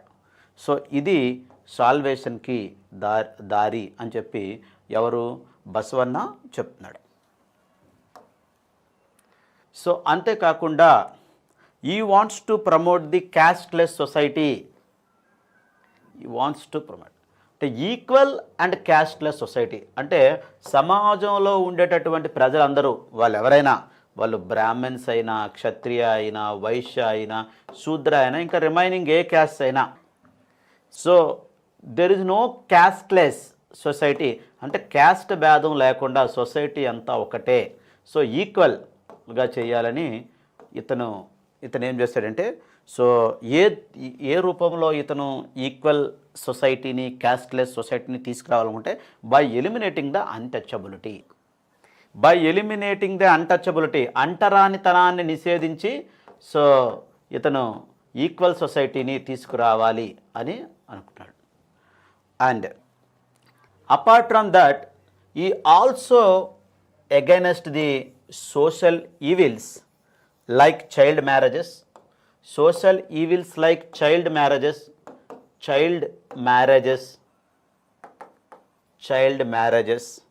He condemned the child marriages and sati. Yes, sati, you know that. So the oldest social evil, it was from the later Vedic period. So sati ante after the death of husband, widow jumped into the funeral fire. And he condemned the taboo on widow remarriages. Widow remarriages. Widow remarriages. Remarriages. So widow remarriages అంటే వితంతువులకు పెళ్లి చేయాలి అనే దానిపైన ఉన్నటువంటి టాబు, అంటే ఎటువంటి అయితే ఈ నమ్మకాలు ఉన్నాయో వాటినన్నిటిని అతను కండెమ్ చేశాడు. సో అంటే వితంతులు చేయకూడదని అంటున్నారు కదా, సో అలాంటిది ఏమి లేదు, ఆ టాబోస్ని ఇతను కండెమ్ చేశాడు. సో విడో రీమ్యారేజెస్ చేసుకోవచ్చు, అంటే చైల్డ్ మ్యారేజ్ చేయకూడదు, సతీ చేయకూడదు, కండెమ్ చేశాడు. అండ్ విడో రీమ్యారేజెస్ మీద ఉన్న టాబూస్ ఏవైతే ఉన్నాయో సో వాటిని ఇతను కండెమ్ చేశాడు, చేసి విడో రీమ్యారేజ్ని ఎంకరేజ్ చేయడం అనేది జరిగింది. Yes, so widow remarriage, taboo on widow remarriage. Widow remarriage పైన ఉన్న టాబూస్ని ఇతను కండెమ్ చేయడం జరిగింది అండ్ విడో రీమ్యారేజ్ని ఎంకరేజ్ చేయడం జరిగింది. And coming to the point, the Veerashaiva ascetics. వీరశైవజాన్ని ఫాలో అవుతున్న ఎసిటిక్స్ ఎవరైతే ఉన్నారో వాళ్ళని జనగామ్స్ అని పిలిచేవారు. Jangams were the ascetics of the Veerashaivism. So వీళ్ళు ఏం చేసేవాళ్ళు అంటే, so these jangams wandering life, అంటే అలా తిరుగుతూ వాళ్ళు అలా ఎప్పుడు తిరుగుతూనే ఉండేవారు అన్నమాట. సో సంచార జీవితం. Seeking arms and so preaching about Shiva గురించి చెప్పడం, సంచారం అంటే అలా తిరగడం, సో ఇవన్నీ వీళ్ళు చేసేవారు. So apart from that, these Veerashaiva devotees they were wearing and Ishtalinga అనే దాన్ని వీళ్ళు ఎప్పుడు they always wearing Ishtalinga. So ఎప్పుడు ఇన్స్టాలింగాని వాళ్ళు ఎప్పుడు వేసుకొని ఉండేవారు. So hence they were called as Lingayats. అందుకే వీళ్ళని లింగాయత్స్ అని పిలవడం జరిగింది. అంతేకాకుండా బసవన్న ఈ wrote many vachanas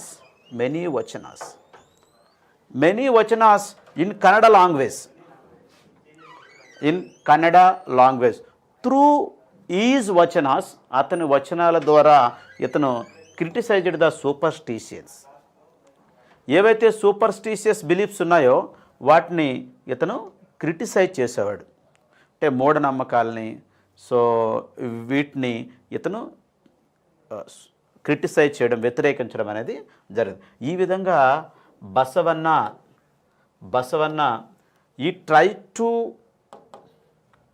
try to made the equal and casteless society, right? So after the Basavanna, and another important personality of Saiva Bhakti reform movement, that is Lal Ded. Actually Lal Ded, the actual name is Laleswari.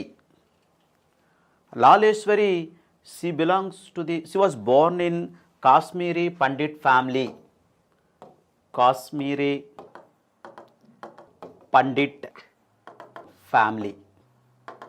I told you already, this Saivism, so mostly in Karnataka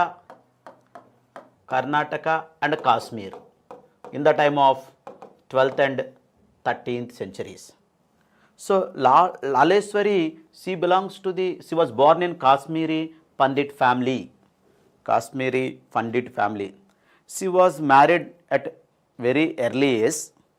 so తర్వాత ఆమె ఈ సంసార జీవితాన్ని వదిలిపెట్టి she led a monastic life. అంటే ఒక రకంగా సన్యాస జీవితం అంటారు. అంటే అన్నీ పరిత్యాగం చేసి ఈ సంసార బంధాలన్నిటిని త్యాగం చేసి సో మోనస్టిక్ లైఫ్ని ఆమె లీడ్ చేయడం జరిగింది. అంటే ఎర్లీ ఏజ్లోనే మ్యారేజ్ చేసుకున్నప్పటికీ తర్వాత సంసార జీవితాన్ని వదిలిపెట్టి ఆమె మొనాస్టిక్ లైఫ్ని లీడ్ చేయడం, సన్యాస జీవితాన్ని. So actually she was a disciple of సిద్ధ Srikantha. he was a very familiar Saiva saint. So she became disciple of Siddha Srikanta. Siddha Srikanta, he started the new sect, that is Trika Saiva sect. Trika Saiva sect. Trika Saiva sect. So Veerasaivism, it's a sect, was started by the Basvanna, but whereas Trika Saiva sect, which was started by the Siddha Srikanta. Siddha Srikanta. And so Laleshwari, she wrote many devotional poems. Many devotional poems. Those were called as Lal Vak. Lal Vak. Those were called as Lal Vak.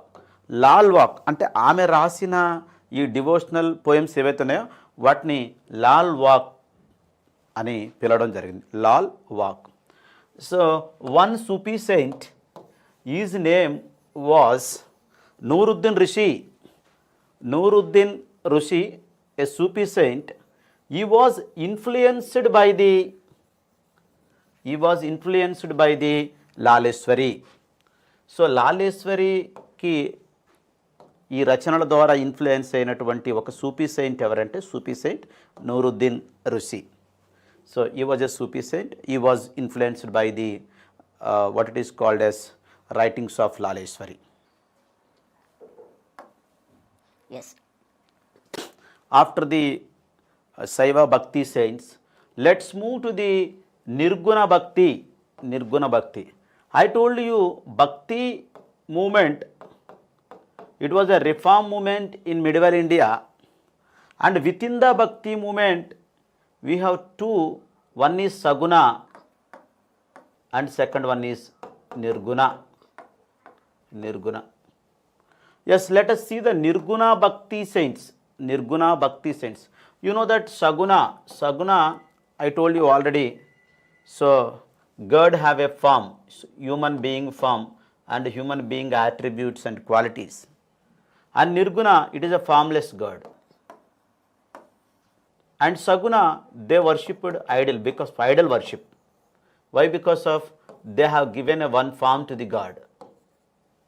And Nirguna, it was a formless, so they rejected the idol worship. They rejected the idol worship. Idol worship.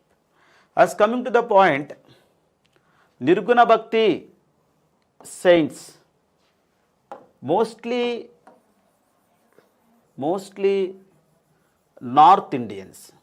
So actually North Indian Bhakti saints, they were influenced by the Islam or Sufi saints. They were influenced by the Islam. So, who were influenced by the Islam, those Bhakti saints encouraged the Nirguna Bhakti cult. So, ఎందుకు మనకి ఇస్లాంలో కూడా మనం చూసినట్టయితే అక్కడ Idol worship కానీ ఇవేమి ఉండవు. వాళ్ళు ఐడల్ వర్షిప్ ఇవన్నీ రిజెక్ట్ చేస్తారు వాళ్ళు. సో ఇక్కడి నుంచి ఈ నిర్గుణ భక్తి సెయింట్స్ అనే వాళ్ళు ఇన్ఫ్లుయెన్స్ అయ్యి వీళ్ళు కూడా సో ఈ ఫామ్లెస్ గాడ్ని పూజించాలి, ఐడల్ వర్షిప్ ఉండకూడదు అని జనరల్లీ నిర్గుణ భక్తి కల్ట్స్ ఎవరైతే నిర్గుణ భక్తి సెయింట్స్ ఉన్నారో they mostly came from the middle are lower caste. Middle or lower caste, most of them are belongs to the middle or lower caste, who Nirguna Bhakti saints, and they had a radical ideas. So Nirguna Bhakti saints had a radical ideas. So kabatti radical ideas ఉండడం వల్లే వీళ్ళు so ఇవన్నీ ఏంటి no form to the God and idol worship, rejected the idol worship, ఇవన్నీ ఎలా అంటే వాళ్ళకున్నటువంటి ఈ తీవ్రమైన ఆలోచనలు, radical ideas. So anyway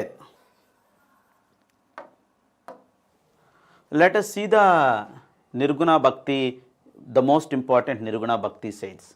Namdev, he belongs to the lower caste.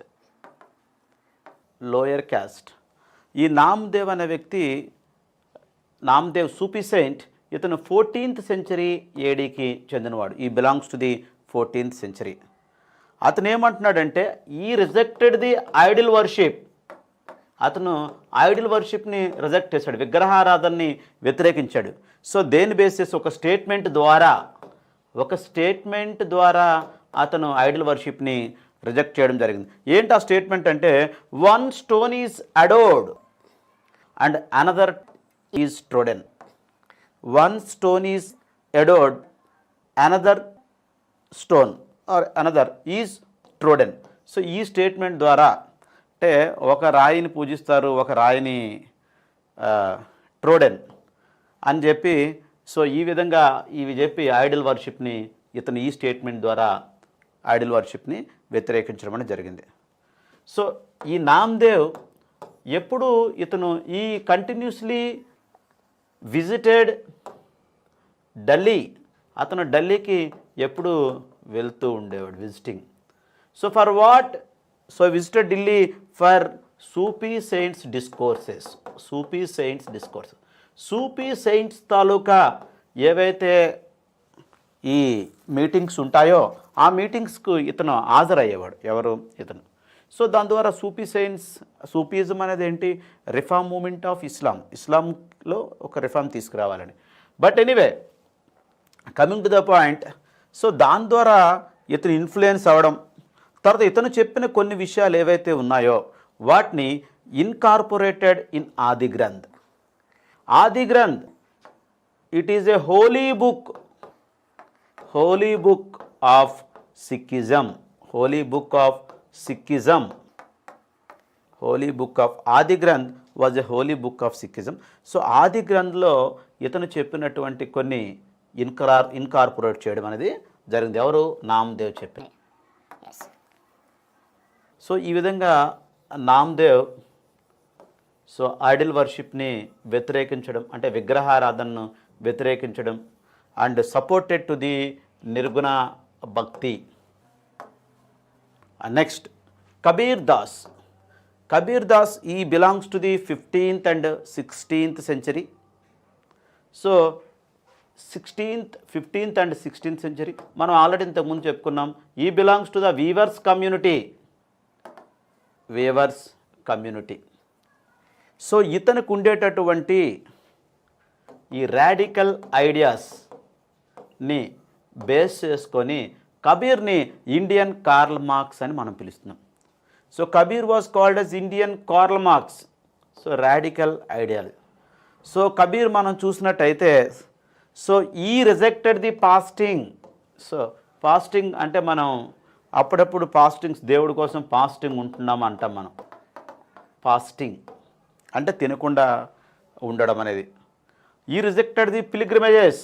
ఈ తీర్థయాత్రలు అనేవి ఏమున్నాయో వాటిని ఇతను రిజెక్ట్ చేయడం జరిగింది.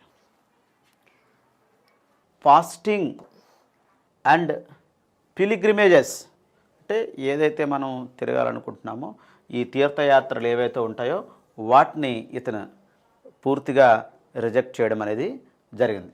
సో అంతేకాకుండా ఇతను హిందూ అండ్ ఇస్లాం ఈ రిలీజియన్స్ తాలూకా యూనిటీకి ఇతను పాటుపడడం జరిగింది. హిందూ ముస్లిం యూనిటీకి అతను ఏం చెప్తున్నాడంటే, హిందూ ముస్లిం యూనిటీ కోసం Ram and Rahim are same.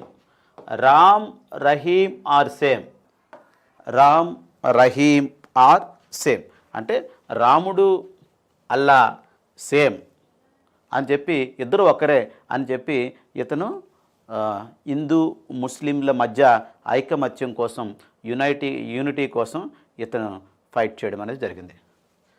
And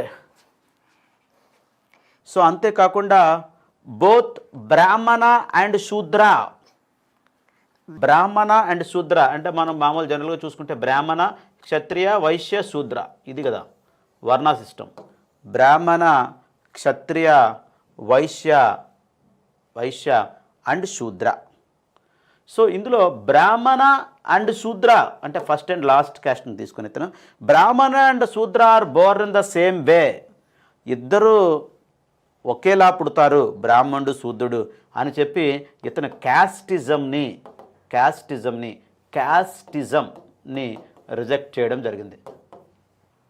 so there was no difference between the Brahmana and Shudra. వాళ్ళు పుట్టడం అనేది ఒకే వేలో పుడతారు, సేమ్ వే. కాబట్టి సో ఎందుకు మళ్ళీ అలాంటప్పుడు క్యాస్టిజం అండ్ క్యాస్ట్ డిఫరెన్సెస్ ఎందుకు అని చెప్పి చెప్పడం జరిగింది. ఎస్. సో అంతేకాకుండా ఇతను ఐడిల్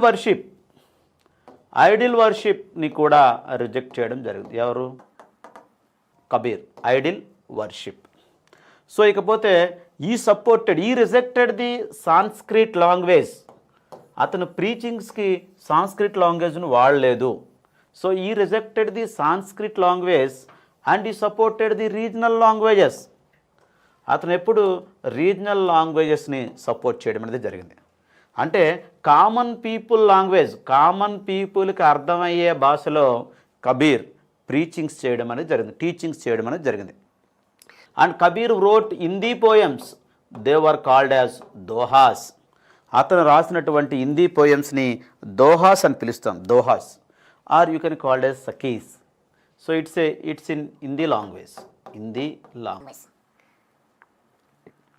ఈ దోహాస్ని సో ఎలా కంపైల్ చేశారంటే Kabir Bijak. You can called as Kabir Bijak. The dohas which was written by the Kabir in Hindi language were called as Kabir Bizak.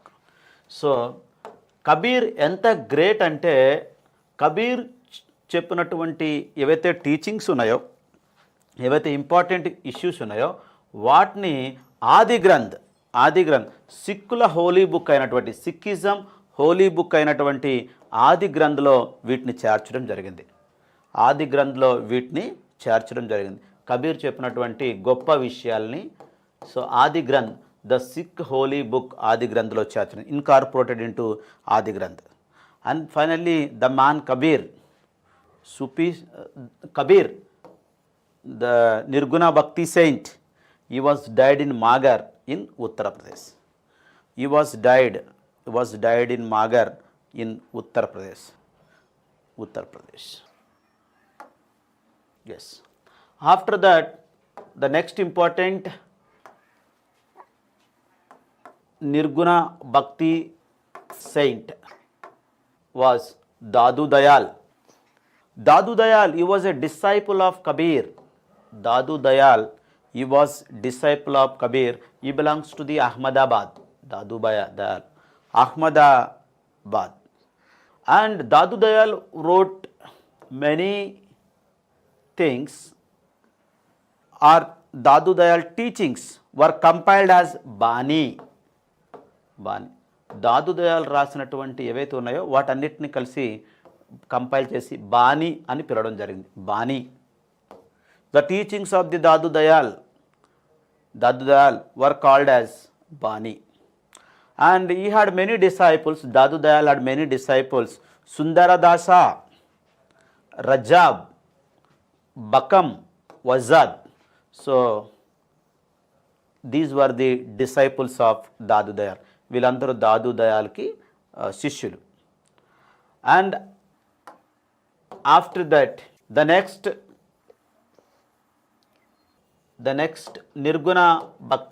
నిర్గుణ Saint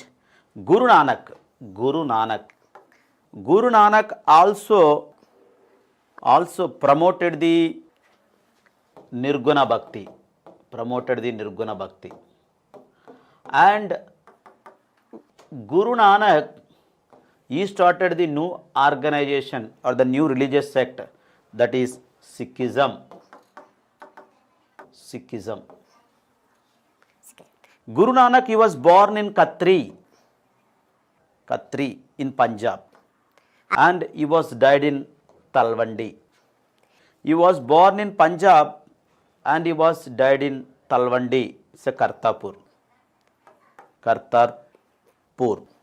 So present day these two in Pakistan. రెండు పాకిస్తాన్లో ఉన్నాయి, Katri and Talwandi present. Yes, anyway Guru Nanak he promoted the universal brotherhood. Guru Nanak he promoted the universal universal brotherhood. So universal brotherhood and monotheism అంటే సోదరాభావాన్ని ఇతను పెంపొందించడమే కాకుండా he supported the monotheism. Monotheism, you know the meaning of monotheism. Monotheism and polytheism. Monotheism means worshipping one god. Mono. So ఒక గాడ్నే పూజించడం అనే దాన్ని ఇతను ఎంకరేజ్ చేయడం జరిగింది. మోనోథిజం. ఈ supported the monotheism. He rejected the పాలిథిజం.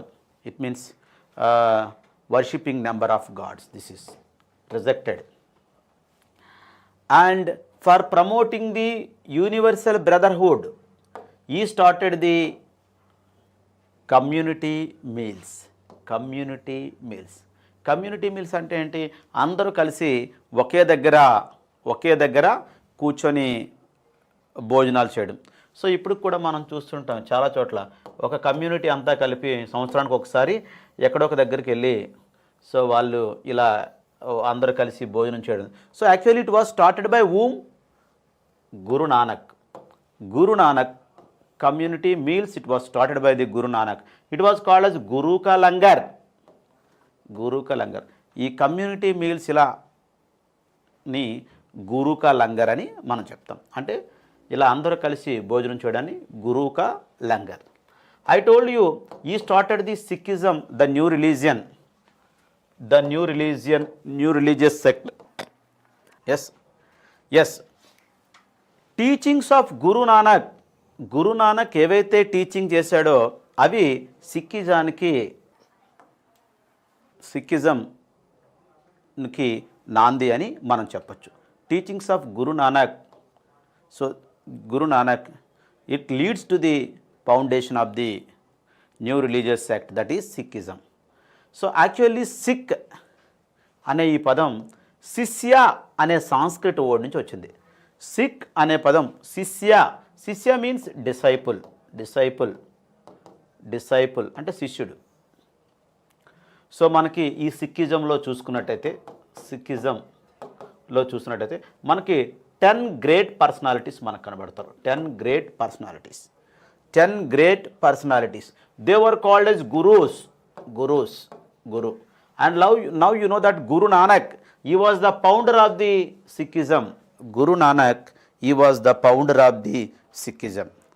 So Guru Nanak, he expressed that Guru Angad was a successor of Guru Nanak. Guru Nanak అతని సక్సెసర్గా గురు అంగద్ని చెప్పడం జరిగింది. గురు అంగద్. అండ్ గురు నానక్ అతని సక్సెసర్గా గురు అంగద్ని చెప్పడం. So Guru Nanak is a first Sikh Guru and Guru Angad second Sikh Guru. Generally there were 10 Sikh gurus. I told you 10 Sikh gurus. And after that remaining were disciples of the Sikh gurus. Disciples of the Sikh Guru after the 10. So only 10 the great personalities. Let us see that Guru Angad. So Guru Angad time Gurumukhi script was developed. The script was developed. Guru Angad period Gurumukhi script was developed. And coming to the point, third Sikh Guru, Guru Amardas. So Guru Amardas, he rejected the sati, he condemned the sati and parda system and consumption of liquor. Consumption of liquor. So ఈ మూడిటిని ఇతను condemn చేయడం జరిగింది. Condemn the Sati and పరదా system. Sati you know very well. After the death of husband, భర్త చనిపోయిన తర్వాత భార్య ఆ మంటల్లో దూకడం. పరదా సిస్టమ్ సో క్లోజ్డ్. సో ఈ పరదా సిస్టాన్ని కూడా ఇతను కండెమ్ చేశాడు. తర్వాత కన్జంప్షన్ ఆఫ్ లిక్కర్. సో ఇలా లిక్కర్ని వాడడం అనేది కూడా ఇతను మంచిది కాదు అని కండెమ్ చేయడం అనేది జరిగింది. So after the Guru Amardas, and just one point you have to remember, Guru Amardas, he promoted the Guru ka Langar. Guru Ka Langar. Guru Ka Langar. Guru Ka Langar, it was started by the Guru Nanak. It is a community meals, or you can call it community kitchen. So it was started by Guru Nanak and it was promoted by the Guru Amar Das. Guru Ka Langar was promoted and propagated. And after that, Guru Amar Das, Guru Ram Das, he was the fourth Sikh Guru. Guru Ram Das, he was the fourth Sikh Guru. Generally, Guru Amar Das time, Akbar was the emperor of India. Akbar the Great, Akbar, he was a emperor of India. And Akbar gave a gift of site of present day Amritsar. Present day Amritsar లో golden temple ఎక్కడైతే ఉందో ఆ సైట్ని, that golden temple site was gifted to the Guru Ramdas by Akbar. Golden temple ఉన్నటువంటి site ఏదైతే ఉందో ఆ సైట్ని అక్బర్ గురు రామ్దాస్కి గిఫ్ట్గా ఇవ్వడం జరిగింది. Site of Amritsar, particularly golden temple site. Yes. So anyway, the next Guru is fifth Guru, Guru Arjun Dev. Guru Arjun Dev, the fifth Sikh Guru, the important personality. And Guru Arjun Dev, he constructed here where Akbar gave place to the Guru Ramdas. There he constructed golden temple in Amritsar. Golden temple. So golden temple, or you can call it as Harmandir Sahib. You can call it as golden temple or Harmandir Sahib. It was constructed in the time of Guru Arjun Dev. And apart from that, the sixth holy book, Guru Granth Sahib, the holy book of Sikhism or Sikhs, it was called as Guru Granth Sahib. It was also compiled here. And Guru Granth Sahib was written in Punjabi language, Punjabi language in Gurumukhi script. Guru Granth Sahib, the book, it was written in Gurumukhi script, Punjabi language. And golden temple, or you can call it as Harmandir Sahib, and Guru Granth Sahib are the holy book of Sikhism. Both were done in the time of Guru Arjun Dev. And Guru Arjun Dev, he wrote Sukhamani, the book called Sukhamani. He wrote Sukhamani in Punjabi language.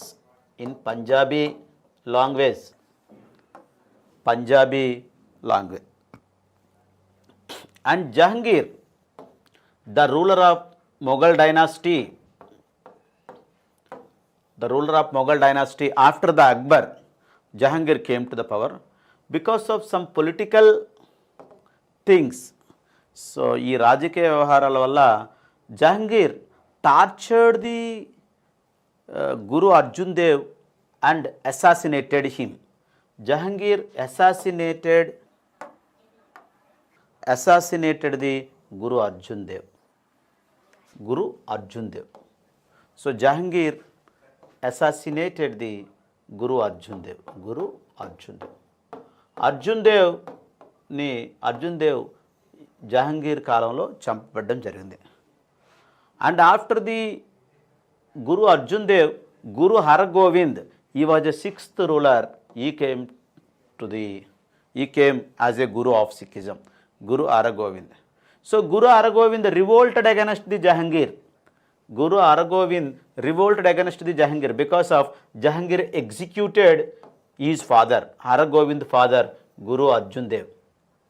So but anyway, Jahangir imprisoned him. The Guru Hargobind in 10 years. So Guru Hargobind imprisoned 10 years by the Jahangir. And the seventh Guru, Guru Hararai. Hararai. Hararai. Guru Hararai. And eighth Guru, Guru Harkishan. Guru Harkishan. Guru Harkishan. And he came at the age of 5. He became Guru at the age of 5 and he was died at the age of 8. He was died at the age of 8. Guru Harkishan. And coming to the ninth Guru, Guru Tej Bahadur. Guru Tej Bahadur. Guru Tej Bahadur, he was the ninth Guru, and Guru Tej Bahadur was also called as Sacha Padusha. Sacha Padusha. So the only Guru in the Sikhism who was called as Sacha Padusha, Guru Tej Bahadur. Guru Tej Bahadur, ninth Sikh Guru, was called as Sacha Padusha. And Guru Tej Bahadur, he was assassinated and executed by Aurangzeb in 1675. By Aurangzeb. By Aurangzeb.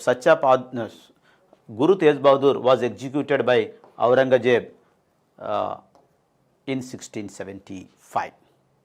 1675. And let's come to the last Sikh Guru. He was number 10th, Guru Govind Singh. Guru Govind Singh. So Guru Govind Singh, he started one organization. One organization, it's like military organization. It's organization for protecting the Sikhism. Because of, you know very well, Guru Arjun Dev, he was executed by the Jahangir, and Guru Tej Bahadur, he was executed by Aurangzeb. So for that, Guru Govind Singh, he started one organization, it was called as Khalsa. Khalsa. Khalsa organization in 1699. Khalsa, a organization which was started, it's like organization, it's like military organization for protecting the Sikhism in 1699. And Khalsa have 5 principles. 5 principles.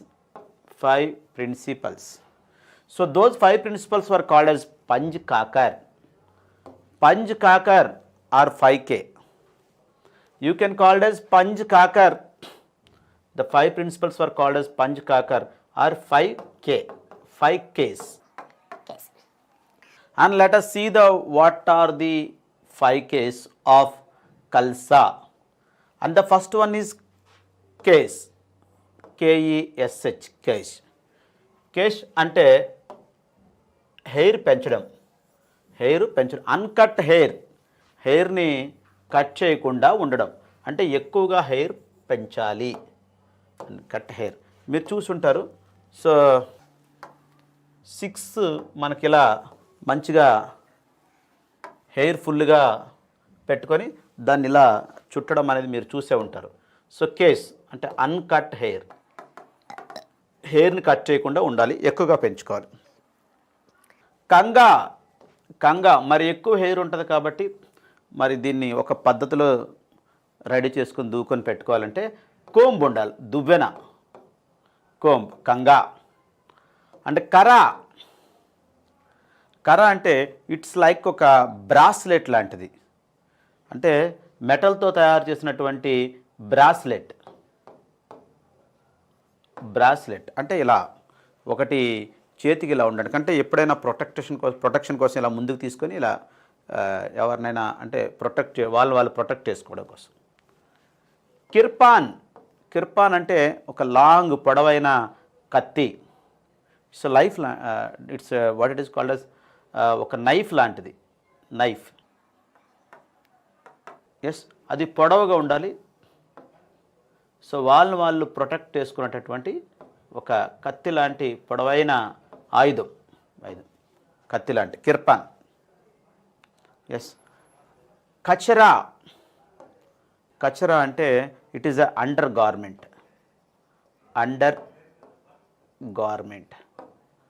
So ఇలా వాళ్ళు protect చేసుకోవడం కోసం ఇలా ఈ 5 case hair పెంచాలి, come పెట్టుకోవాలి, కర bracelet లాంటిది మెటల్ బ్రాస్లెట్ వాడాలి.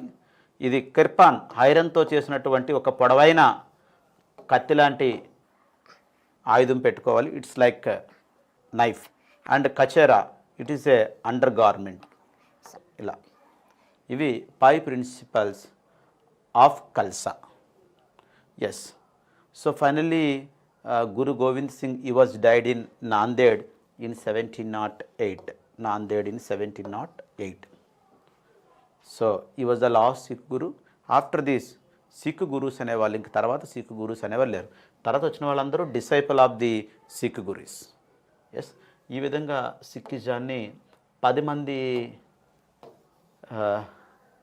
గురూస్ కంటిన్యూ ప్రమోట్ చేయడం అనేది జరిగింది. మనం ఇది చూసుకున్నట్టయితే ఒక పక్క సిక్కిజాన్ని ప్రమోట్ చేస్తూనే ఇంకో పక్క వీళ్ళు ఈ సోషల్ ఈవిల్స్ ఏవైతే ఉన్నాయో సతీ కానీ, పరదా సిస్టమ్ కానీ, లేకపోతే ఈ కన్జంప్షన్ ఆఫ్ లిక్కర్ కానీ, వీటిని కండెమ్ చేయడం కూడా జరిగింది. సతీ మూమెంట్ తర్వాత మనం నెక్స్ట్ సూఫీ మూమెంట్. సో హిందూయిజంలో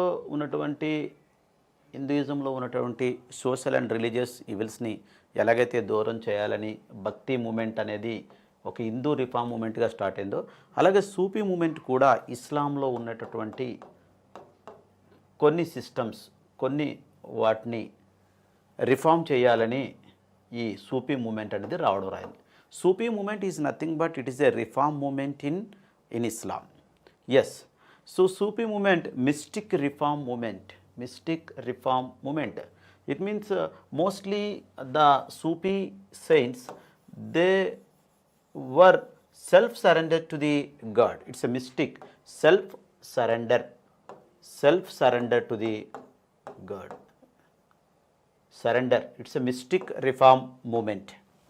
సో మనకి ఇందులో మనం చూసుకున్నట్టయితే సూఫీ మూమెంట్లో మన మూమెంట్లోకి వెళ్ళి అసలు ఎవరు ఈ సూఫీ రిఫార్మ్ మూమెంట్ని స్టార్ట్ చేశారు, ఇండియాలో ఎలా స్టార్ట్ అయ్యింది, ముందు ఎక్కడ స్టార్ట్ అయ్యింది అని తెలుసుకునే ముందు, సో జనరల్గా ఈ సూఫీ మూమెంట్ అనేది 8th century ADలో ఇస్లామిక్ వరల్డ్లో స్టార్ట్ అయింది. The Sufi movement it was started in the Islamic world in 8th century AD. It was entered into India 12th century AD. It was entered into India 12th century AD. ఏది ఈ Islamic reform movement or you can called as Sufi movement. అయితే ఇది భారతదేశంలో 12వ శతాబ్దంలో enter అయ్యి, so చాలా తక్కువ కాలంలోనే భారతదేశం అంతటా వ్యాపించడం అనేది జరిగింది. సో అయితే మనకి ఈ సూఫీయిజంలో, ఈ సూఫీ రిఫార్మ్ మూమెంట్లో మనకి కొన్ని పదాలు ఉంటాయి. సో ఆ పదాలకి మీనింగ్ మనం తెలుసుకోవాలి ఫస్ట్. సో ఇక్కడ మనం చూస్తే పీర్ అంటే teacher. So Sufi teacher. Murid అంటే student or you can called as disciple. So ఈ సూఫీయిజంలో so the greater importance was given to the teacher and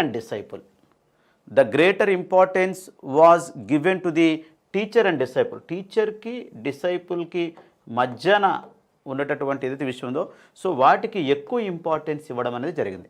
ఇకపోతే ఫనా, FANA, ఫనా అంటే ఏంటంటే FANA. సో ఇక్కడ మనకి సిక్కిజంలో మనం చూసినట్టయితే సో ఏ విధంగా ఇక్కడ సూఫీ మూమెంట్లో మనం చూసినట్టయితే సో ఏ విధంగా ఈ సాల్వేషన్ పొందొచ్చు అంటే so surrender to the god. Fana పూర్తిగా గాడ్కి సరెండర్ అయిపోవడం. It's leads to the salvation. And tawakkul it's a perfect trust in god. దేవుని మీద పర్ఫెక్ట్ ట్రస్ట్, నమ్మకం కలిగి ఉండడం, పర్ఫెక్ట్ ట్రస్ట్ ఇన్ గాడ్. తర్వాత tauba, repentance before god. So god ముందు మనం పశ్చాత్తాపడ్డం, మనం చేసిన తప్పులకు కానీ వేటికైనా. Tauba, repentance before god. So these are the words. Let us see dargah. Dargah, you might have heard many times Dargah. The word Dargah is nothing but tomb of Sufi saints. Tomb of Sufi saints. Sufi saints తాలూకా సమాధులు ఏవైతే ఉన్నాయో వాటిని దర్గా అని పిలుస్తారు, tomb of Sufi saint. And the next one is Kankwa. Kankwa is nothing but Sufi saints residence. Sufi saints taluka rest తీసుకునే places లేదా హౌసెస్ని కాంక్వా అని పిలవడం జరిగింది, కాంక్వా. సో కొన్నిసార్లు ఈ కాంక్వాస్లోనే ఈ టీచర్స్ ఎవరైతే సూఫీ సెయింట్స్ ఉన్నారో వాళ్ళు ఈ డిసైపుల్స్కి వాళ్ళ శిష్యులకి ఇక్కడ బోధించడం కూడా జరిగింది. Khanqah is rest houses or residence of the peers or Sufi saints, or Kankwas are that educational centers of the Murad and Peer. So పర్టికులర్గా మురద్కి ఎవరు టీచ్ చేస్తారు? పీర్ టీచ్ చేస్తారు. సో ఎక్కడ? ఈ కాంక్వాలో. And silsila, what is the meaning of silsila? Silsila means Sufi order. So Sufi order, or you can call a Sufi organization. So generally in India, so in the 12th century AD, this Sufism entered into India, and it was spreaded every nook and corner of India as 14 silsilas. 14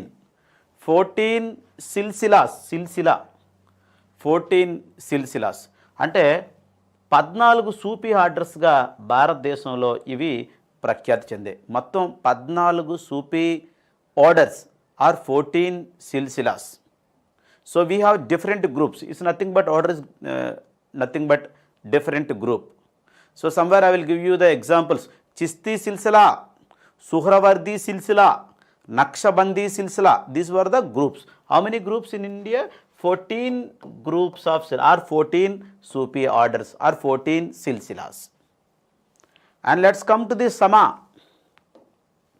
Sama is nothing but devotional songs or devotional related dances by the Sufis. Devotional songs and devotional related dances by the Sufis. That was called as Sama.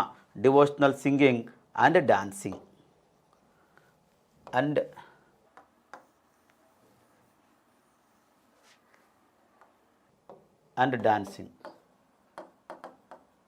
devotional related dancing.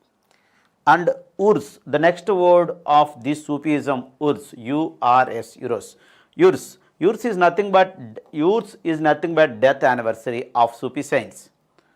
Death anniversary of Sufi saints, urs. And these are the important Sufism words: Peer, Murad, Fana, Tawakkal, Tauba, Dargah, Kankwa, Silsila, Sama and urs. These are the important words. You have to remember, it is very important for the prelims point of view. Yes, and I told you this Sufism entered into India in 12th century AD.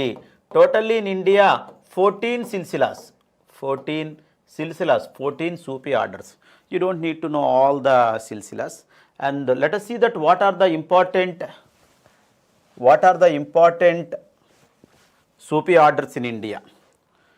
The first and foremost silsila, Chisti Sufi order. Chishti Sufi order. It was started by Sheikh Moinuddin Chishti. It was started by the Sheikh Moinuddin Chishti. And after that, Suhrawardi Silsila. I will explain you later what are the important things of this Chishti Silsila. And let us know that the remaining Silsilas. Suhrawardi Silsila. Suhrawardi Silsila, it was started by the Siyabuddin Suhrawardi. It was started by the Siyabuddin Suhrawardi. Actually, Siyabuddin Suhrawardi, so he belongs to the Iran. He migrated from Iran to Multan. He migrated from Iran to Multan and he was settled in Multan. He was settled in Multan and he started the Suhrawardi Silsila. He started the Suhrawardi Sufi order. And Iltutmish, you know that Iltutmish, the real founder of Delhi Sultanate. Though the Kutubuddin Aibak was a founder and the real founder Iltutmish. And he gave waqfs, W-A-Q-F, waqf. So what is waqf? You know very well.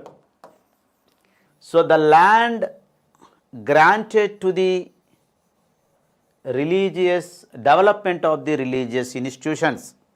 Development of the religious institutions. Yes.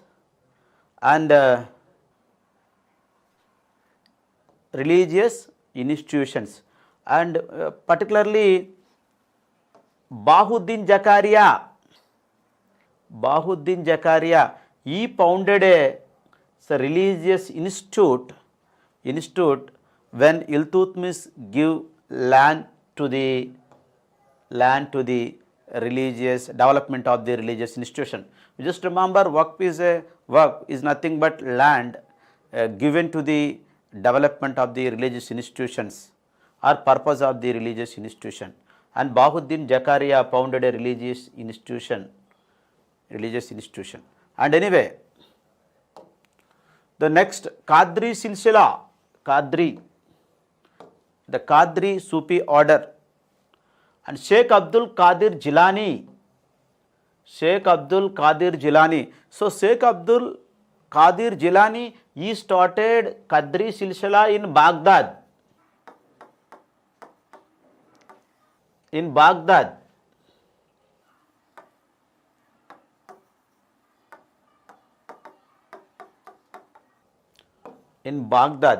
But whereas coming to the India, Shah Nizamullah, he started the Qadri order or the Qadri Silsila in India. So the famous personality Dara Shikoh, who was the son of Shahjahan, who was the eldest son of Shahjahan, Dara Shikoh. So Khwaja Ubaidullah, Ahrar city in Iraq. But whereas coming to India, so Khwaja Baqi Billah, he started Naqshbandi Silsila in India. Yes, you just remember that Qadri Silsila and Naqshbandi Silsila. Qadri Silsila, Shah Nizamullah started in India, and Naqshbandi Silsila, Khwaja Baqi Billah started in India. Yes. And coming to the Chishti Silsila, and these four Sufi orders are very important for exam point of view. What are they? Chishti Silsila and Suhrawardi Silsila and Naqshbandi Silsila and Qadri Silsila. And these four are very important. And coming to the point, so out of that, Chishti Silsila is very important for our exam point of view. Chishti Silsila or Chishti Sufi order is very important for us. It's a group of Sufism. And Chishti Silsila, it was started, I don't know whether you are aware or not. Chishti Silsila, it was the first and foremost Silsila, foremost Sufi order in India. Khwaja Chishti, it was started, Chishti Silsila was started by Khwaja Chishti in Iran. But whereas Sheikh Moinuddin Chishti, he started in India.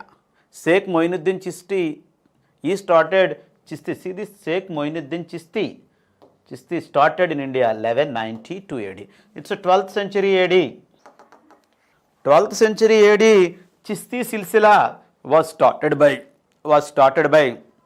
Sheikh Moinuddin Chishti.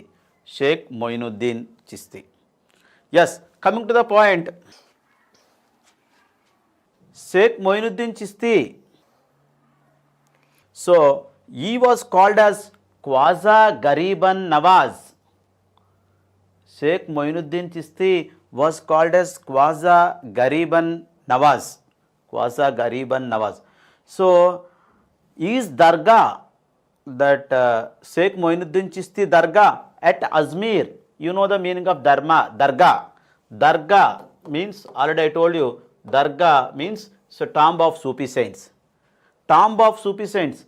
Sheikh Moinuddin Chishti tomb in Ajmer, so dargah in Ajmer. Now it is a pilgrimage center. The most familiar dargah in India, Sheikh Moinuddin Chishti dargah in Ajmer, Rajasthan. And coming to the next important personality, member in Chishti Silsila. He was a founder. Sheikh Moinuddin Chishti was a founder of Chishti Silsila in India. But whereas a number of members are there, and let us see the members who were important for our exam point of view. Hazrat Nizamuddin. I think you might have heard about, there is a one train, Hazrat Nizamuddin Link Express. Yes. And Hazrat Nizamuddin, he was a member of this Chishti Silsila. And this man, he promoted the Hindu-Muslim unity. And he practiced yoga.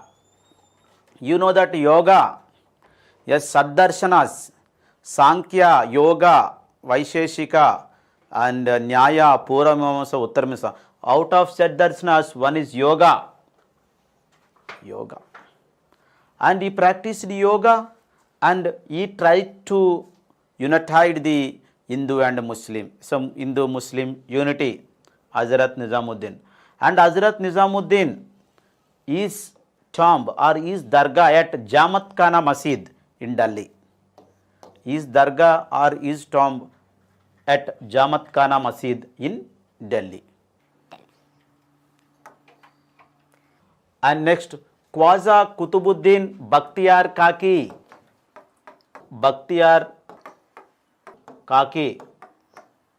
Khwaja Qutubuddin Bakhtiyar Kaki. So, he was also a very famous Sufi saint. Qutubuddin Aibak, he started Qutub Minar on the name of Qutubuddin Bakhtiyar Kaki. So, the Qutub Minar name, it comes from the Qutubuddin Bakhtiyar Kaki, Qutub Minar complex. Yes, and his dargah, Khwaja Qutubuddin dargah in Delhi. So, his tomb in Delhi. And Sheikh Nuruddin Rishi, another important Sufi saint, and he preached in Kashmir. So ఇతను ఈ Sufism తాలూకా భావాలు ఏవైతే ఉన్నాయో వాటిని ఇతను కాశ్మీర్లో ఇతను promote చేయడం జరిగింది. అయితే మనకి ఈ కాశ్మీర్లో మనకు ఆ టైంలో శైవిజం చాలా ప్రాముఖ్యత పొందింది. ఎప్పుడు ఈ షేక్ నూరుద్దీన్ రిషి టైం పీరియడ్లో సో శైవిజం అనేది చాలా ఎక్కువ ప్రాముఖ్యత చెందింది. అంటే అప్పుడు it's a popularity.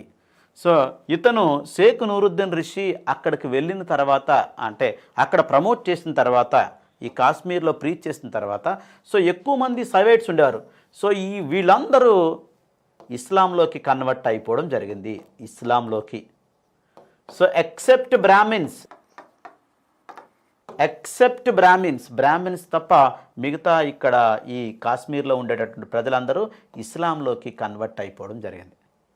So because of the preachings of Sheikh Nuruddin Rishi he influenced lot to the Kashmiri people. అతను చాలా ఎక్కువగా ఇన్ఫ్లుయెన్స్ చేయడం అనేది జరిగింది. So his dargah is tomb at Charar e Sharif in Kashmir. ఇతని దర్గా ఎక్కడుంది? కాశ్మీర్లో ఉంది. So Charar e Sharif in Kashmir. Yes, let's move to the next personality, Baba Farid. So he belongs to the Punjab and he preached in Punjab. Baba Farid, he preached in Punjab, and see his preachings, Baba Farid preachings were incorporated in Adi Granth, which was a holy book in Sikhism. సిక్కుల తాలూకా మత పుస్తకమైనటువంటి ఆది గ్రంథ్లో బాబా ఫరీద్ చెప్పినటువంటి ఏవైతే ఉన్నాయో preachings or you can call as teachings, అవి Adi గ్రంథ్లో note చేయడమైంది. So మీరు ఇక్కడ ఏంటంటే ఈ ఆది గ్రంథ్లో ఎవరెవరి టీచింగ్స్ ఇన్క్లూడ్ అయ్యాయి, ఇన్కార్పొరేట్ అయ్యాయని మీరు గుర్తుంచుకోవాలి. సో క్వశ్చన్స్ ఎలా వస్తే, which among the following teachings were not incorporated in the ఆది గ్రంథ్ అన్నప్పుడు మీరు ఎవరెవరు ఉన్నారో మనం ఇందాక చెప్పుకున్నాం, వాళ్ళందరూ చూసుకొని మిగతా వాళ్ళని మనం, సో అందులో ఇప్పుడు దాదు దయాల్ కానీ, గురు నానక్ కానీ, ఈ బాబా ఫరీద్ కానీ, వీళ్ళవి ఆది గ్రంథంలో ఇన్కార్పొరేట్ అయినాయి. రిమైనింగ్ వాళ్ళు మనం ఎలిమినేట్ చేయాలి. ఎస్, మనం ఇప్పుడు బాబా ఫరీద్ తాలూకా మనం దర్గా చూసినట్టయితే ఇట్ ఈస్ అజోదాన్ ఇన్ పంజాబ్లో అజోదాన్ ఈ ప్రాంతంలో ఈ దర్గా ఉంది. ప్రజెంట్ ఇది పాకిస్తాన్లో ఉంది. Pakistan. Yes. And the next important Sufi saint Syed Mohammed Gesu Daraz. He was the first Sufi saint in South India. Actually, Sufism, it was started in North India, and you know that Bhakti movement started in South India and moved to the North India. But whereas Sufism started in North India and moved to South India, that Sufi movement was brought by the Gesu Daraz to the South India. South ఇండియాకి ఈ సూఫిజాన్ని తీసుకొచ్చినట్టు వ్యక్తి Sufi saint ఎవరంటే Gesu Daraz, Syed Mohammed Gesu Daraz. Sufism to South India in 15th century AD, where the Sufism was started in India 12th century AD, particularly North India, but it moved to South India in the 15th century AD by Sayyid Muhammad Gesu Daraz. గేసు Daraz దీన్ని 15వ శతాబ్దంలో ఇక్కడ తీసుకురావడం జరిగింది. So he belongs to the Gulbarga area. So you know that Gulbarga, it is a capital of Bahmani kingdom. That Gulbarga was the capital of the Bahmani kingdom. And the man Gesu Daraz, he was called as Khwaja Bande Nawaz. అంటే ఇతను చేసినటువంటి ఏవైతే ఉన్నాయో అంటే slaves వాళ్ళకి ఇతను చేసిన సహాయ సహకారాలను బేస్ చేసుకొని ఈ was called as Khwaja Bande Nawaz. And his dargah at Gulbarga the most familiar popular dargah in South India, Gulbarga dargah of Gesu Daraz, Syed Mohammed Gesu Daraz. ఈ విధంగా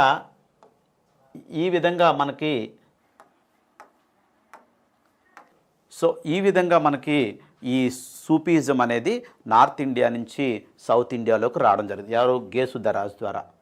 సో ఇతను సౌత్ ఇండియాలో సూఫీజం తాలూకా ప్రిన్సిపల్స్ని వాటిని ప్రమోట్ చేయడం జరిగింది. సో తర్వాత మనకి ఈ హిందూ అంటే bhakti reform movement and Sufi reform movements తాలూకా కలిసి సో ఇవి వాళ్ళు షేర్ చేసుకోవడం జరిగింది. అంటే వాళ్ళ తాలూకా ప్రిన్సిపల్స్ కానీ ఏవైనా. ఓకేనా. అయితే మనం ఇందులో మనకి అసలు భక్తి మూమెంట్ తాలూకా ప్రాముఖ్యత ఏంటి అంటే సూఫీ మూమెంట్ తాలూకా ప్రాముఖ్యత ఏంటనేది మనం తెలుసుకుంటాం ఇప్పుడు. Thank you and all the best.